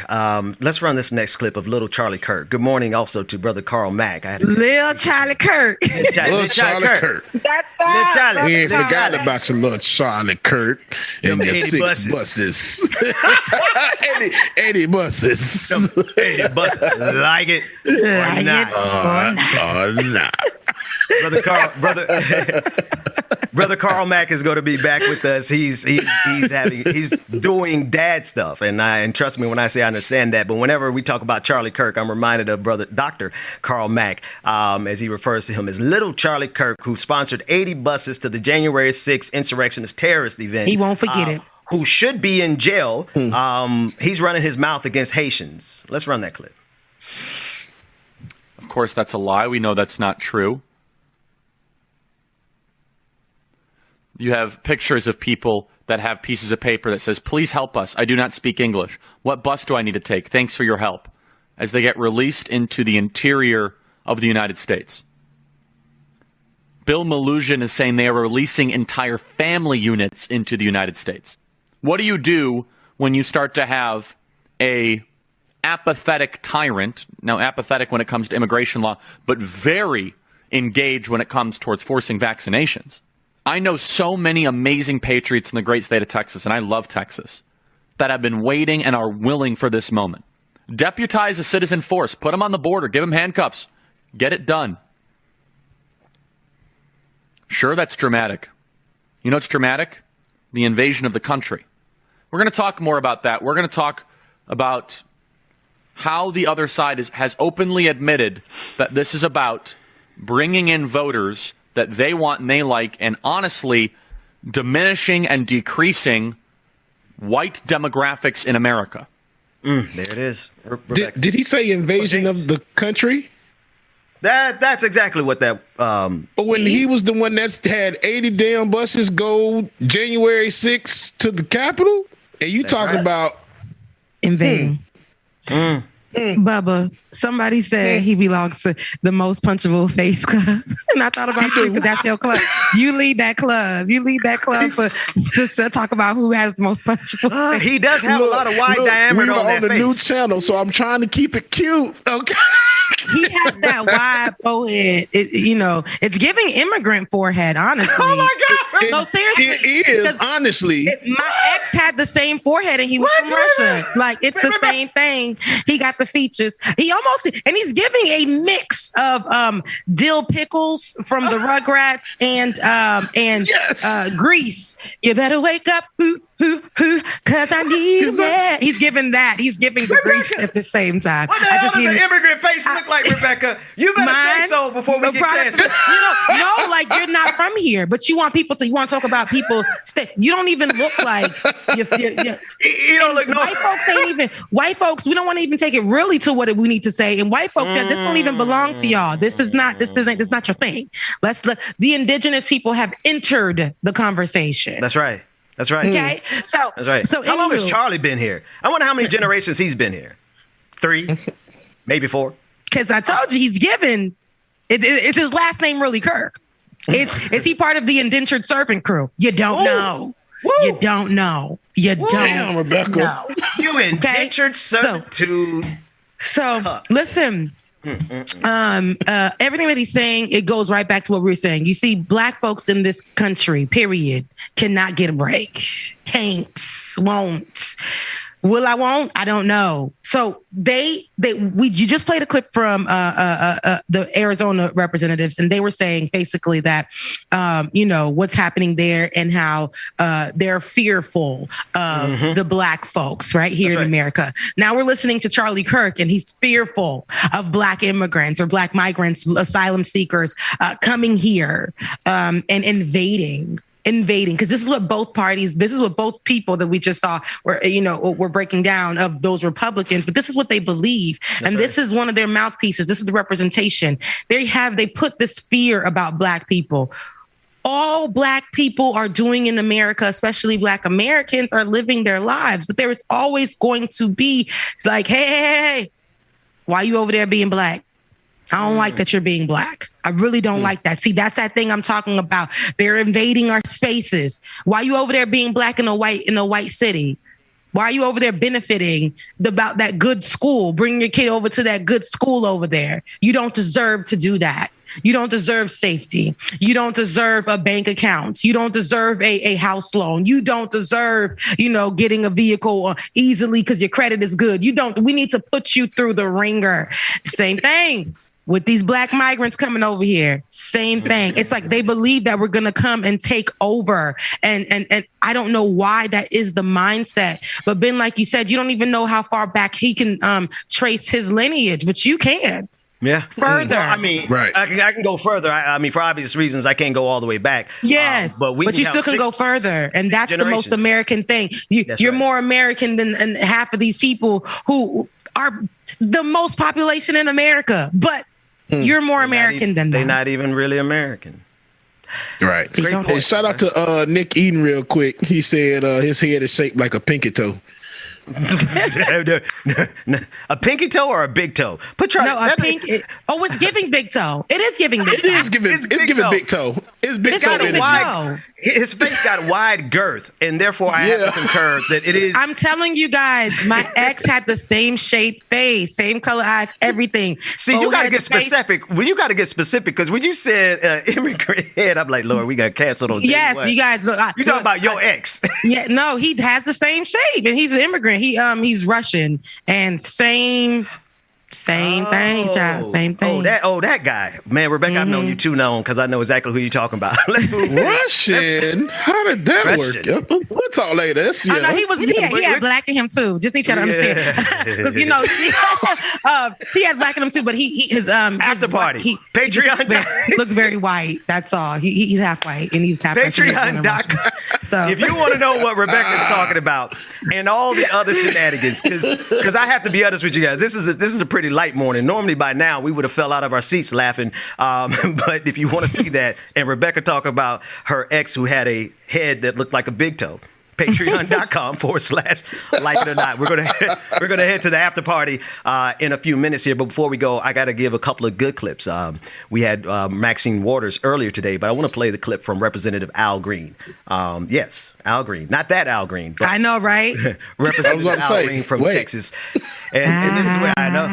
Yeah, he's smooth like that though. He's from that generation. When you see him, you'll see him, and he looks exactly like what his name. He got the slick back. He got the process. He got the slick back, baby.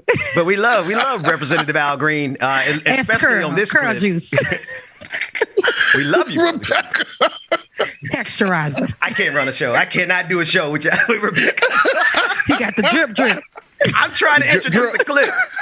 He got drip. For real. The grease stains on the leather seat. He got that soul glow. James, he got that soul glow. He get up off that couch and leave the stain on the back of the seat. Right there. Representative Al Green, who led the charge, we respect highly, he led the charge in the impeachment against Donald Trump. He said this about Haitian lives. He said that Black lives still matter. They matter in Haiti, and they matter at the southern border. Brother Al Green. Black lives still matter. Doesn't matter who's in power. Black lives matter. The circumstances haven't changed. Black lives matter wherever they happen to be. They matter in Haiti and they matter at the southern border. And what you see here is despicable and reprehensible. Is it? Can't really see his hair texture there, but the point. No, yes, you can. The shine is shining and it's kind of slick to the side. Is that a ponytail in the back? Ponytail? Is he giving a pony in the back? He's helping our case out. That's a whole ponytail in the back, ain't it? It's a pony. Oh, it's a ponytail, honey. It's giving curl. It's giving curl. We have no respect. We have no respect. What he's saying is right, and I hope that the push that he's bringing, and I'm glad he got his mask on. But I hope the push that he's bringing is heard. But what they're hearing him say is nothing that hasn't been said already. What he's saying is 100% true.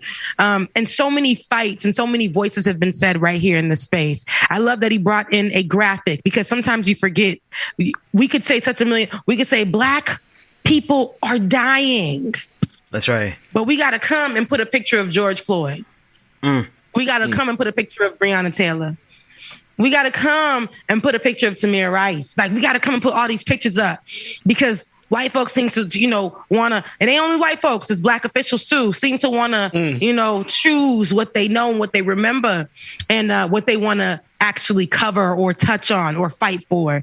And sometimes we got to show the homeless people in the streets, so I like that they're doing that. But it's crazy because everyone's life should matter, but we do. This is where I'm talking about. We have to call a thing a thing.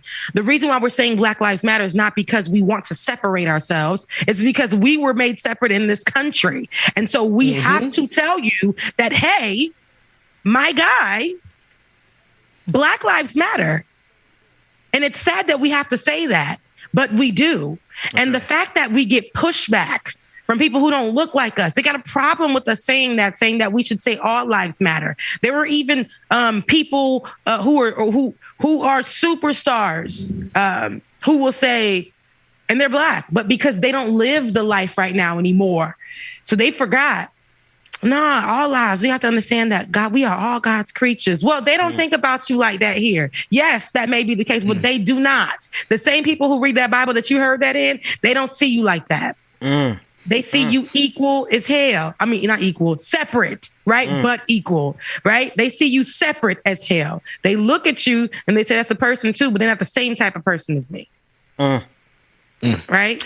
Well, we can't treat them. We can't give them the same opportunities as us because they will invade. They're producing at large. They're producing at large amounts. Because of them, we need population control. 13%. All this empty space. There's a lot of empty space in America. A lot of economies that could absolutely use all of the migrants and asylum seekers that we could possibly get, right? Georgia is one of the states that actually could use a population boost, especially think about Alabama, because they don't want to wear a mask. They don't want to get a vaccine. They have seen a decrease in their population. More people died in Alabama last year than this year. And you mean to tell me that y'all don't need more population? No, they don't want more Black folks. That's it. That's right. That's it. Last but not least, folks, before we get ready to go to the after party, I do want to say again, good morning to everyone who's watching us for the first time via ACT TV. We are streaming live in our partnership with the distinguished people there who have been a part of the progressive movement since Occupy Wall Street. We want to say good morning to all of you and to everyone who's watching on Facebook, YouTube, Twitter, and Twitch. We're getting ready to go over into the after party. Rebecca and James, I want y'all to watch this last clip from Auntie Maxine Waters. Don't always refer to her as that, but in this clip, she most certainly is Auntie Maxie Waters, calling a thing a thing. We spent most of this time talking about Donald Trump because, well, he made it easy to be openly racist. But the policies that we're seeing at the border right now, they're happening underneath Joe Biden. And Maxine Waters didn't care that is her Democratic president. She stood on behalf of the Haitian people. Let's watch that clip. I'm pissed. I'm unhappy. And I'm not just unhappy with the cowboys who were running down Haitians and using their reins to whip them. I'm happy with the administration. We are following the Trump policy. He is the one that does not follow the Constitution and would not allow those seeking refuge to be able to petition to get into the country. What the hell are we doing here? What we witnessed takes us back hundreds of years. What we witnessed was worse than what we witnessed in slavery. Cowboys with their reins again, whipping Black people. All they're trying to do is escape from violence in their country. Yes, it is unfortunate that it is the poorest country in this hemisphere. It is unfortunate that they have no stable government right now. It is unfortunate that they've had to live through earthquakes. I've been working with Haitians for 30 years. They have always been between Canada and France and the United States treated worse than anybody else. And so, yes, we are here and we're organized and we're saying to the president and everybody else, you got to stop this madness. Now, let me, I saw your face too. I saw, Auntie, she got it right. She is pissed. That's what she said. But when she said it's almost worse than slavery, I couldn't agree with that. It's just like it. That's what we were seeing. We were seeing what happens with, like, imagine if there was no camera there. Imagine, right? It's exactly what it was. It's the treatment of Black people the same way. We don't want to see that. We're in 2021. We should never see anything that is reminiscent to slavery. Period. Right. Period. Point blank. Never. Ever. Like it's like police are sticking up to what they originally were put in place for. Right. Slave masters, literally, masters. This is what it was giving. It was giving a runaway, like them going to chase the runaway and doing whatever they wanted and could in that moment. That's what I saw. That's literally what I seen with my own eye. I'm like, this cannot be real. And that's what they did with the cameras on. Knowing full well cameras were everywhere. This is how they behaved with the cameras on. How do you think they treat Haitian migrants and asylum seekers and immigrants in the first place at the border when the cameras are off? Ben, they literally took them in the night on, I believe it was Friday night. They took them. They literally came there and packed them up on that day. They were there on. I have a friend group here who went there, ATL for Haiti, went there on a Thursday. Seen them. I believe on that Friday morning, went back. There were no Haitians there. They cleared out thousands of Haitians, right? So they packed up and they went searching for them and would find, like, in little places here and there, like just a line of them, maybe here and there, and nobody could reach their people. So it told me a few things. They were able to do something for these migrants at some point, bring them somewhere that had shelter or something, right? There was something that could have been done. Because if you tell me you could just clear out thousands of Haitians and have them missing without no trace. Yeah. That was a problem. So this happened over the weekend. Finally, we got some kind of understanding yesterday on where they brought them, but still don't know where. And somebody took their cell phone and was able to reach out to family saying they done took some of us, to a waiting area that's scary looking.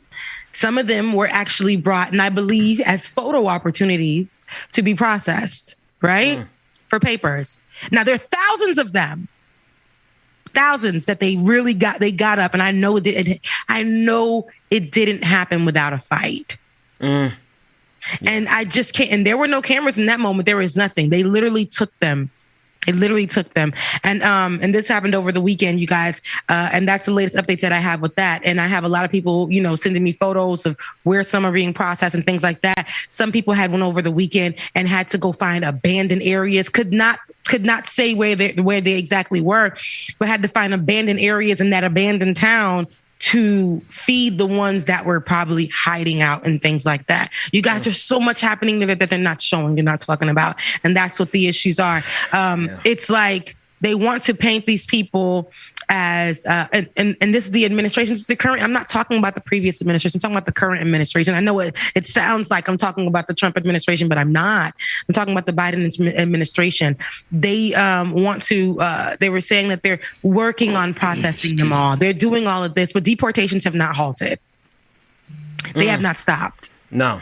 They have not stopped. And it doesn't matter which administration it is, Rebecca. We're seeing this treatment. We're seeing this treatment across the country. Listen, we have a lot more to go. We're getting ready to shut down the first the live stream. We're getting ready to take it to the after party. After party is where we let our hair down, such as it is, and cover so many more stories, as well as just entertain and enjoy ourselves. Patreon.com/like it or not. This is our first episode with Act TV. This is the first episode of a new season. I want to thank everyone from Act TV, but I really want to especially thank the team here, the people that you see on the screen and the people who are behind the scenes. Rebecca Azor from the highest of Seven Hills, Florida A&M University. DJ exclusive, James Bubba Williams from the best HBCU in the history of HBCUs. You can't spell HBCU without BCU, Bethune-Cookman University. And shout out to Georgia. Georgia, I know Rebecca's going to have everything to say about it. Dwayne, get ready to cut the stream before she gets to say anything else. Shout out to Georgia for it. Dwayne in the background, Done Right Media. Thank you so much. David, producing in the background. Thank you so much. And to everyone who makes this possible, Dr. Carl Mack and Sister Georgia Ford, we will see everyone tomorrow morning. Patreon.com/Like It or Not. If you want to get to the after party, because that's where we're going. DJ exclusive. I forgot one thing. Pascal, the Pascal Show. Not Pascal Robert, who was here this morning, but our brother from another mother, Pascal. He's going live. I still messed it up. Did I mess it up again? Pascal Robert. Robert. Like Robert. Robert. Who did I miss this morning? And we'll talk about it in the after party. Right, yeah. Y'all gonna let me mess up names and just get past. We'll talk about it in the after party. I got a story for you guys in the after party, though. That's it's gonna be about last night. I went to go see Raheem Savine. About last night. Okay. About last night. I need to let y'all know what happened, but you can only know if you are a Patreon. And head over to the after party. Please head over to patreon.com/Like It or Not and become a Patreon today so that you can hear the exclusive juicy story. See you guys in the after show. It's in your hands, DJ. We'll see you there.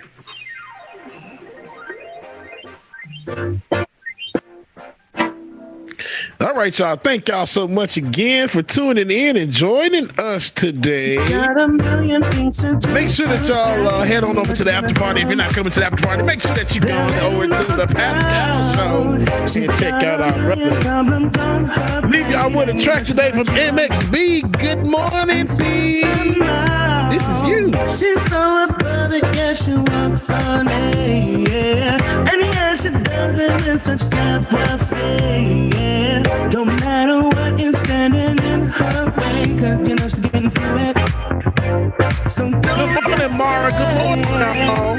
She's got what you want. Sweetheart. She's we missed you, sister. You know she's got everything. So boy, don't you cry. Hollywood 2000, good morning. Susan, good morning. Environmental Coffee House, good morning, y'all.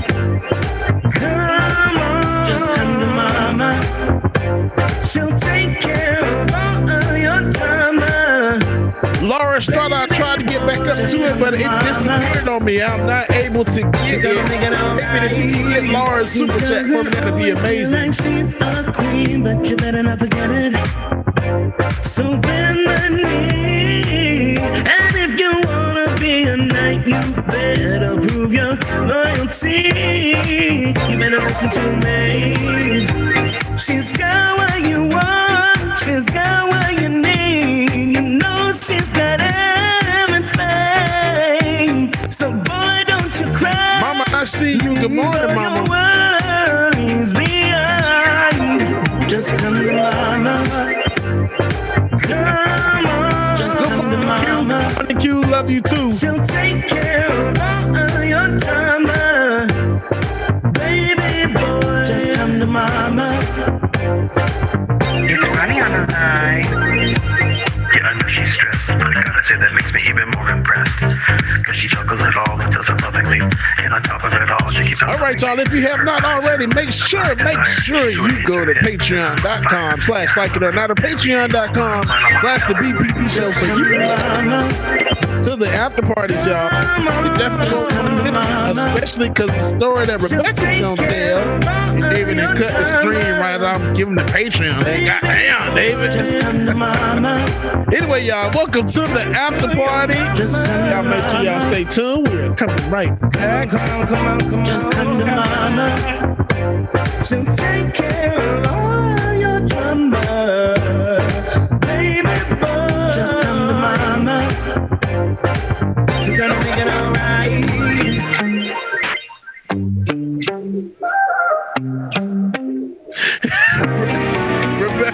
Flashback to the day that you went away. You said to see your family, but I ran into you yesterday, and you never. You're so annoying. I knew you knew what I thought. Did you leave or not? You said that you meant to, but you forgot, and I never saw it coming. Should have been so easy, but a feeling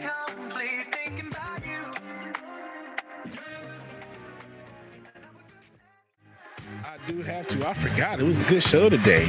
So someone stole all my lamps. You think I'd be upset, but I'm actually delighted.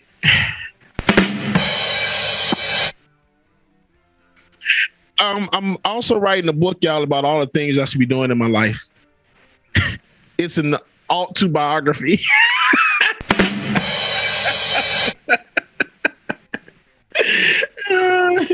Did you know why the t-shirt actually an abbreviated version of Tyrannosaurus shirt?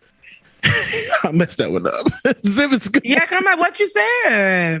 I said, did you know that t-shirt is actually an abbreviated version of Tyrannosaurus shirt because of the short arms? That one. Rebecca be to go to so hell. lost, girl. That last one needs to go to hell. I don't know. I ain't like it either. I wasn't feeling that one either. I wasn't liking that one. It wasn't giving. But welcome to the after party, where I get to tell you, since we're not in the bigger. We might be. I'm not sure, but then welcome to the after party where I help y'all understand that Florida A&M University is the only university that should be. That's number one. Welcome to the after party where, we let our hair down, the ones who have hair, whether it's mine, purchased, or whatever. Okay. Welcome to the after party where I get to discuss what happened yesterday. Y'all listen. I put in the videos, but I don't feel like they're even appropriate for the after party. Oh Lord! So is the story appropriate for the after party? So, it's the after party. Like I was in the streets. I wasn't like, it was. I was in the streets, but I wasn't like in the streets that way. Come on, Ben. Listen. So I went to see Tank. That's what you get every day when you in with me. Tank. Yes. Yeah. And then I went to see Raheem Devon opened the show. Welcome, taking the let me entertain the menu. Let me serve you up. Let me serve you up. Yeah. Raheem Devon. So one refers to himself as the Love King, and the other one R&B Money. And the Love King didn't disappoint. So let me tell y'all, he started off. And if you guys want to really see what happened, head over to my Instagram right now. That's TheeSongstress, the Songstress. You guys, you will like. I'm going there right now. So anyways, when you look into the stories, you will see, you have to watch it with sound, Ben. But when you look at my stories, you'll see, but the show was actually for Tank, but Raheem opened up. Raheem had an hour and 15. And I will tell you guys, and this is what I tell y'all all the time, your main attraction of the person, whatever, may not always be the best person. And I'm not saying that Tank didn't do a good job, because Tank did a great job, but Lord, Raheem Devon gave us a show, y'all. You know how, and I'm going to say, did y'all see what happened with the Jill Scott clip, right? That went viral of her with the microphone. Yes. Oh, yeah. Raheem Devon, my God. Raheem Devon was, Raheem Devon. He was doing a similar thing, not with the microphone. Oh, the other way around. Okay. And it was such a beautiful moment, but his voice was amazing, y'all. Just the crowd was great. It was a smaller venue. And Rebecca was about to follow this man home. I was about to follow him. That's home. what she's trying not to say. He was in my DMs, right? Which that's one? Another Tank? Story for another day. Tank was in your DMs? Raheem Devon. Raheem Devon. It was last year because he did a concert from home. It was his birthday, and he was so sad. And he was like, "Hey, sweetheart, can you send me this video directly?" And I was like, "You better not say that to me." He said, "Listen, we can make a video direct." I'm just kidding. I'm about to say you better send the accidental video. The accidental video. Right. It was such a good show, though, you guys. R&B. I would just say this about R&B. It's exactly like the my favorite album from Tank, Sex, Love, and Pain. You get all of that from R&B. If you don't love R&B, you don't know love in any way. You just don't. You just don't. Because it helps you understand relational issues, how to, and I love to see men singing R&B because it's you can really see that if they've learned a lesson or if they've been through something or if they understand being left too. Like you hear their stories about being hurt as well. And you hear them about if they've F somebody over or whatever. And then you also hear them about wanting a life of love. And, you get all that in the mix. And then you get love making, sex and all that good stuff. Cause I love all of that. And it was such a good experience. I feel like you had fun.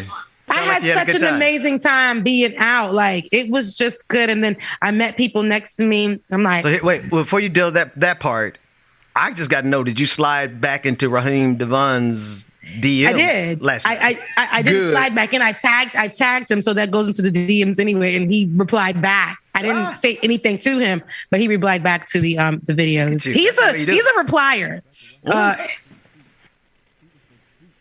Shoot your shot.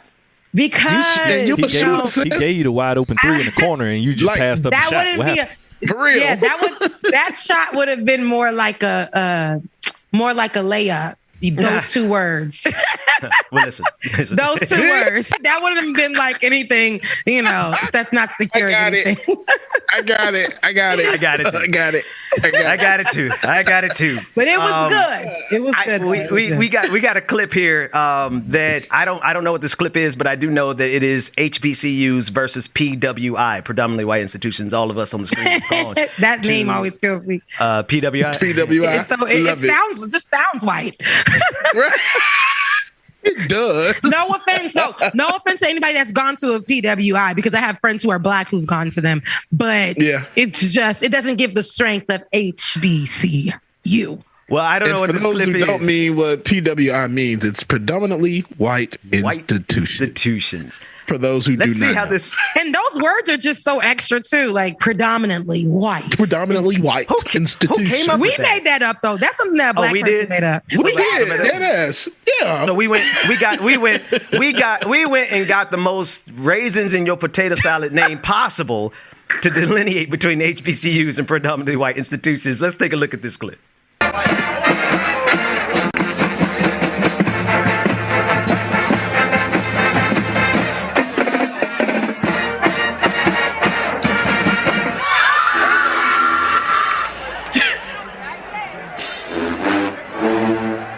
That's it. So we'll talk about this in a second.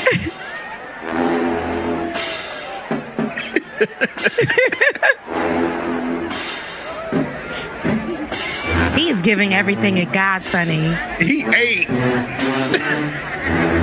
Yes. Y'all knew some of these men that do all this, like for real. This was.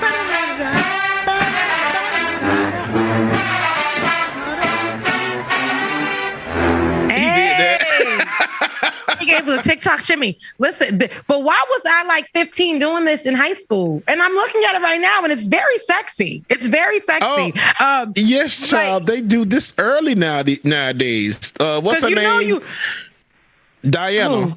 Miss Diana from the Jackson State people. They do like dancing and stuff like this, and these kids start like at 5 years old, and they be bucking and doing all of this stuff. Yeah. Like I mean, like I know in college, and they'll have the minis come out and do it, and the little girls be really killing it. No lie. Yeah. But I did this, back then in school. You'll be the flag girl. We were supposed to be with the flags, but we never really had the flags. We was doing this the whole time. But honestly, I see this and it's beautiful. But I've seen this, and is this off of TikTok? Anybody know? Yeah, TikTok. So I seen this, and look, I don't even mean to bring it there, but the original videos that are like this are from Black girls or yes. That I've seen from Black TikTokers. We lost your camera, Yeah, but I know. Go ahead, Becca. They gave. But this guy though, I'm happy to see it from somebody white, because this guy is giving, and I wish that they would have this kind of thing at the PWI so I could see the white folks go head to head. Like, 'cause we go head to head, when the girls go and then it'd be like, you got served type of moment. But I need to see it like this. It would be a show. It would be a show. I would like to see it. I would like to see it. I would love to see it. Here's I would love to see it. I think you'll like this next clip talking about R&B. None other than So why you got me up here alone? Why you got me up here alone, Dwayne? Did something happen to Mike Amber too? Because it probably did. I would have played this clip of Fantasia. Wasn't she? What season did Fantasia win of American Idol? Was it season 1 or like some season early on? It was early on. It wasn't season 1 because Clay Aiken, I believe, didn't he? No, not Clay. Ruben Studdard. Ruben Studdard won season 1, and then it was Fantasia, I believe. Fantasia won one of those seasons, but she's got to be one of the most amazing singers we've ever found. Through she was on the season with Jennifer. With Jennifer Hudson. Oh yeah, she was, wasn't she? Okay, Dwayne. Did not know. Oh, Rebecca has been replaced. and so has Bubba. Let's run the clip of Fantasia. This is Fantasia singing something that I think is supposed to bless us. Yeah, he's just giving me life, come y'all. on, now. And I It's like when I see you. Ooh. All the dudes know this song. Yes, Child Wet.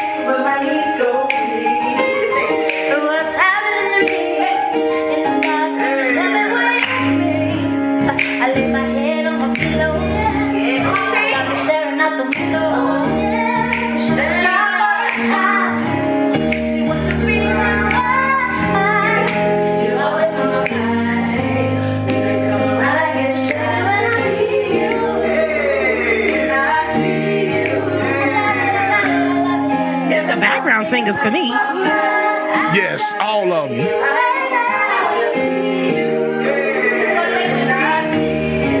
Here you go.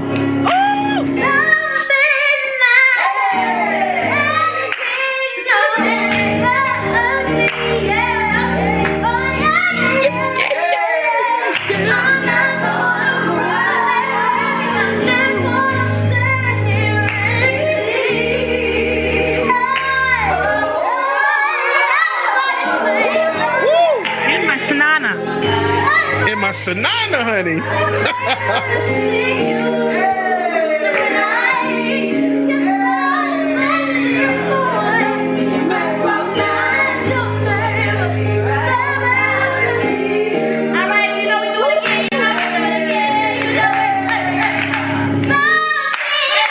That's the church clap when you got that clap in between.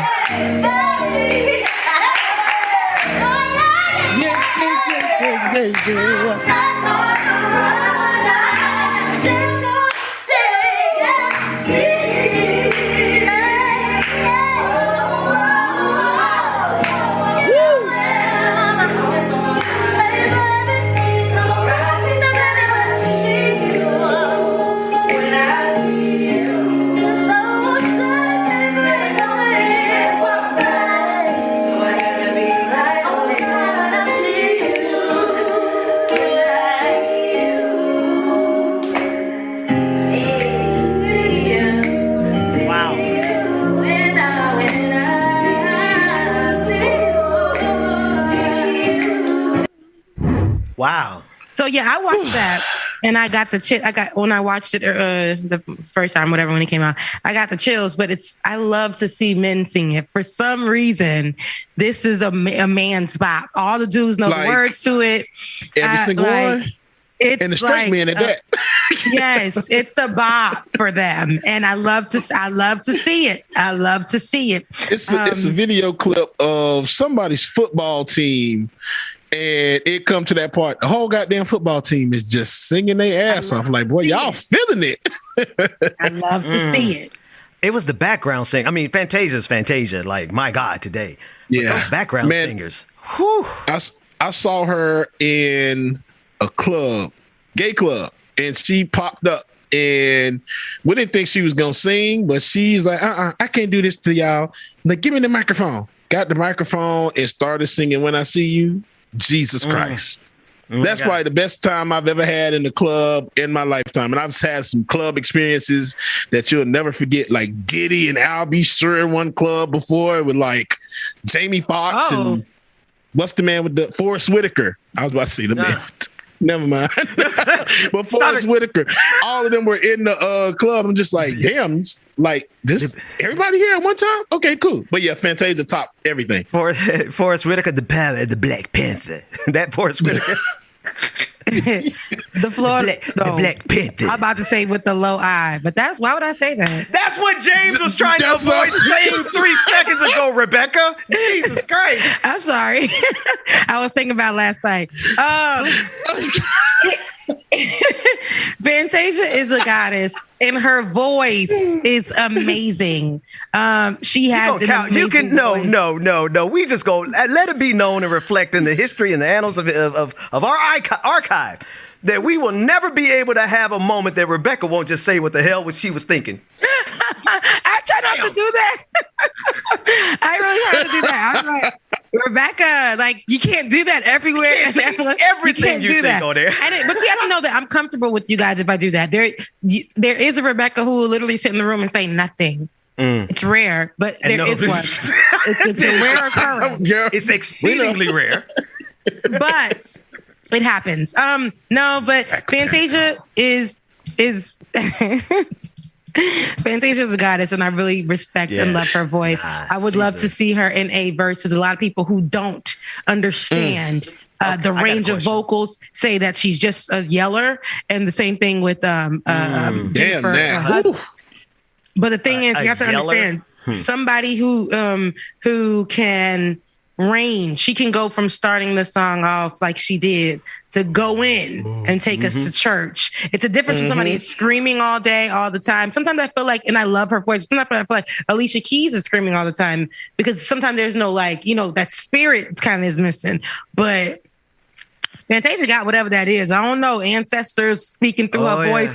I don't know what it is. And when she comes on, I always think about that that GIF I be using all the time for Holy Ghost, and she just walking off stage with no shoes on, and she wasn't even singing about she wasn't singing a worship song. She was singing about love. That's why I say love. R&B music transcends the whole. It literally goes through all spectrums of emotions. And if you don't like R&B music, I can't mess with you. Can't trust you. I don't know what's wrong with you. Can't mess with you, dog. Something's not right there. You got to have a little bit of rhythm and blues in your soul. Oh, Rebecca.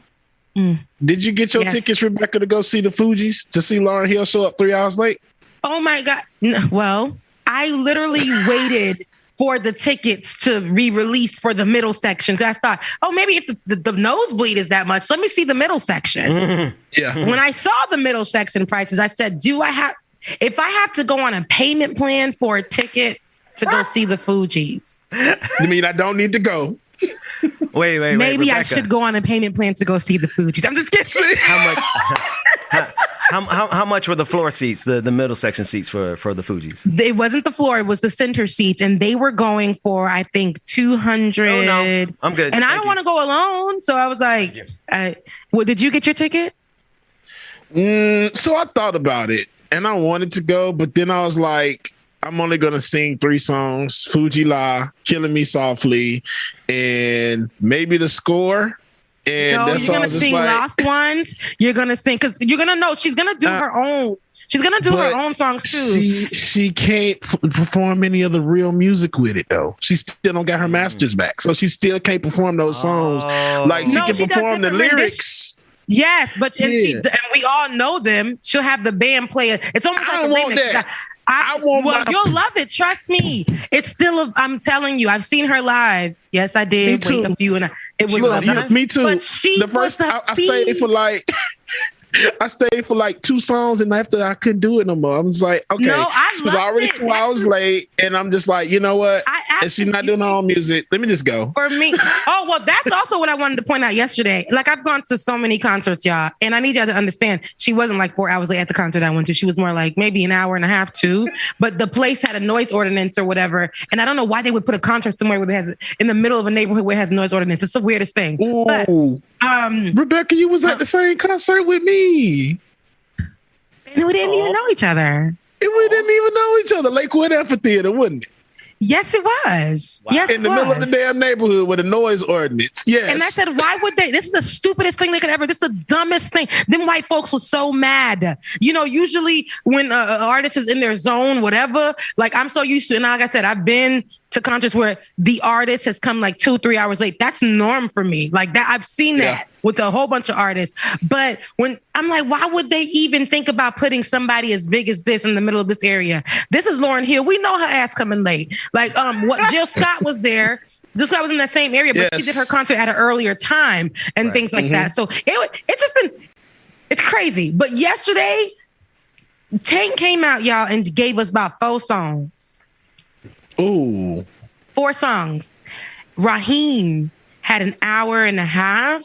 Oh, wow. Y'all, so much happened. Raheem had an hour and a half. And I know we're about to end the show. Raheem had an hour and a half, and he did so many great things. But y'all, there was a fight happening in the front table with women. I don't know what was happening, but listen, guys. Something was happening while he was singing. He was like, "The love king." He was just going in, right?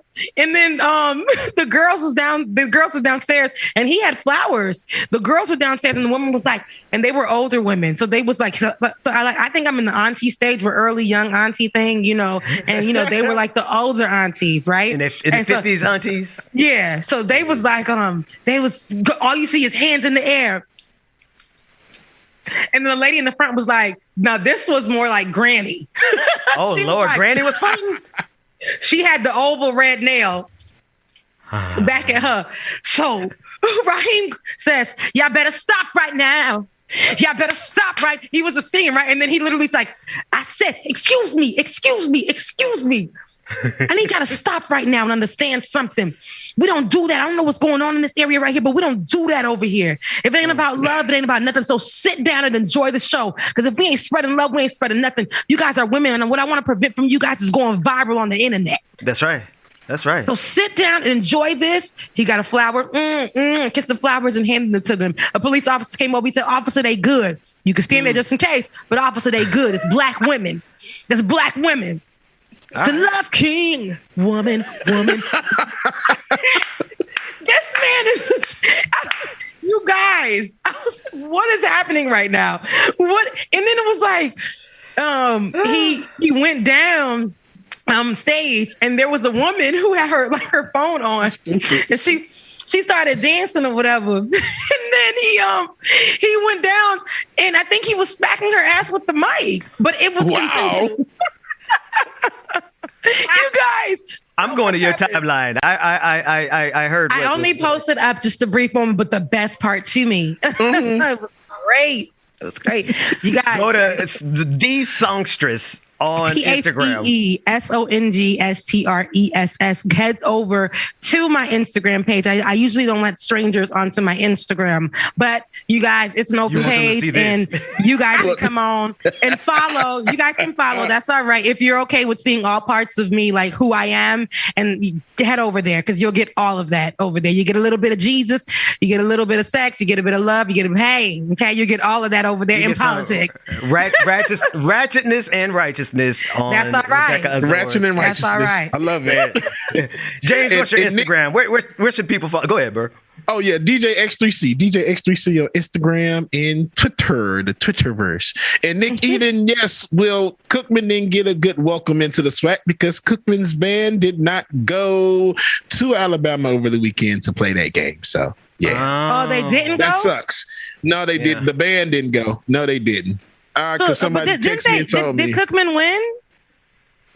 I don't know. I didn't even see the score of the damn game. That's so only sad. game I care about us winning is the classic. I'm gonna be honest. That is so sad that our schools do that. We'd be like, did they win the game? I don't even know, child. Did they win the classic? I was trying to watch.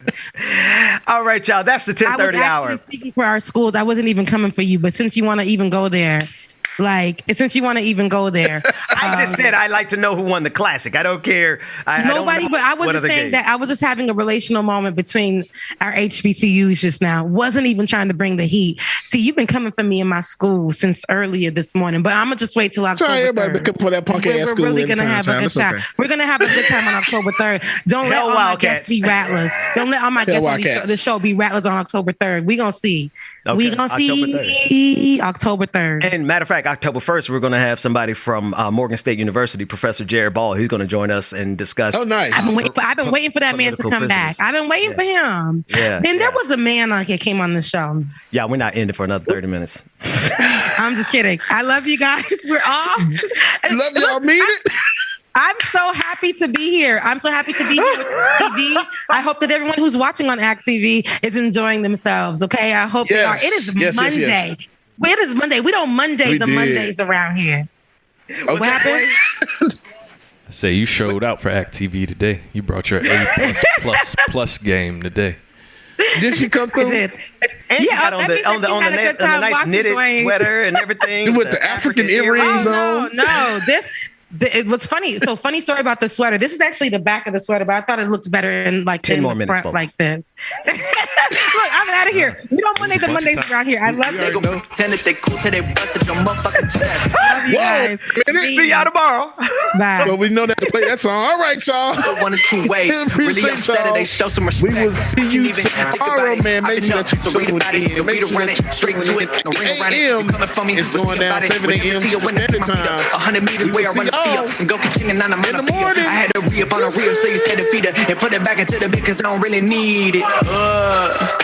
I heard they checking for me, no one checking on me, so I had to go run up a check. I got the message on me, get no flexing on me, my attorney gon' call and collect. Blessings on blessings for me, my successes only made them envious, they got upset. I had to put all their egos in check. I had to put all their egos in check. You're not entitled to anything else.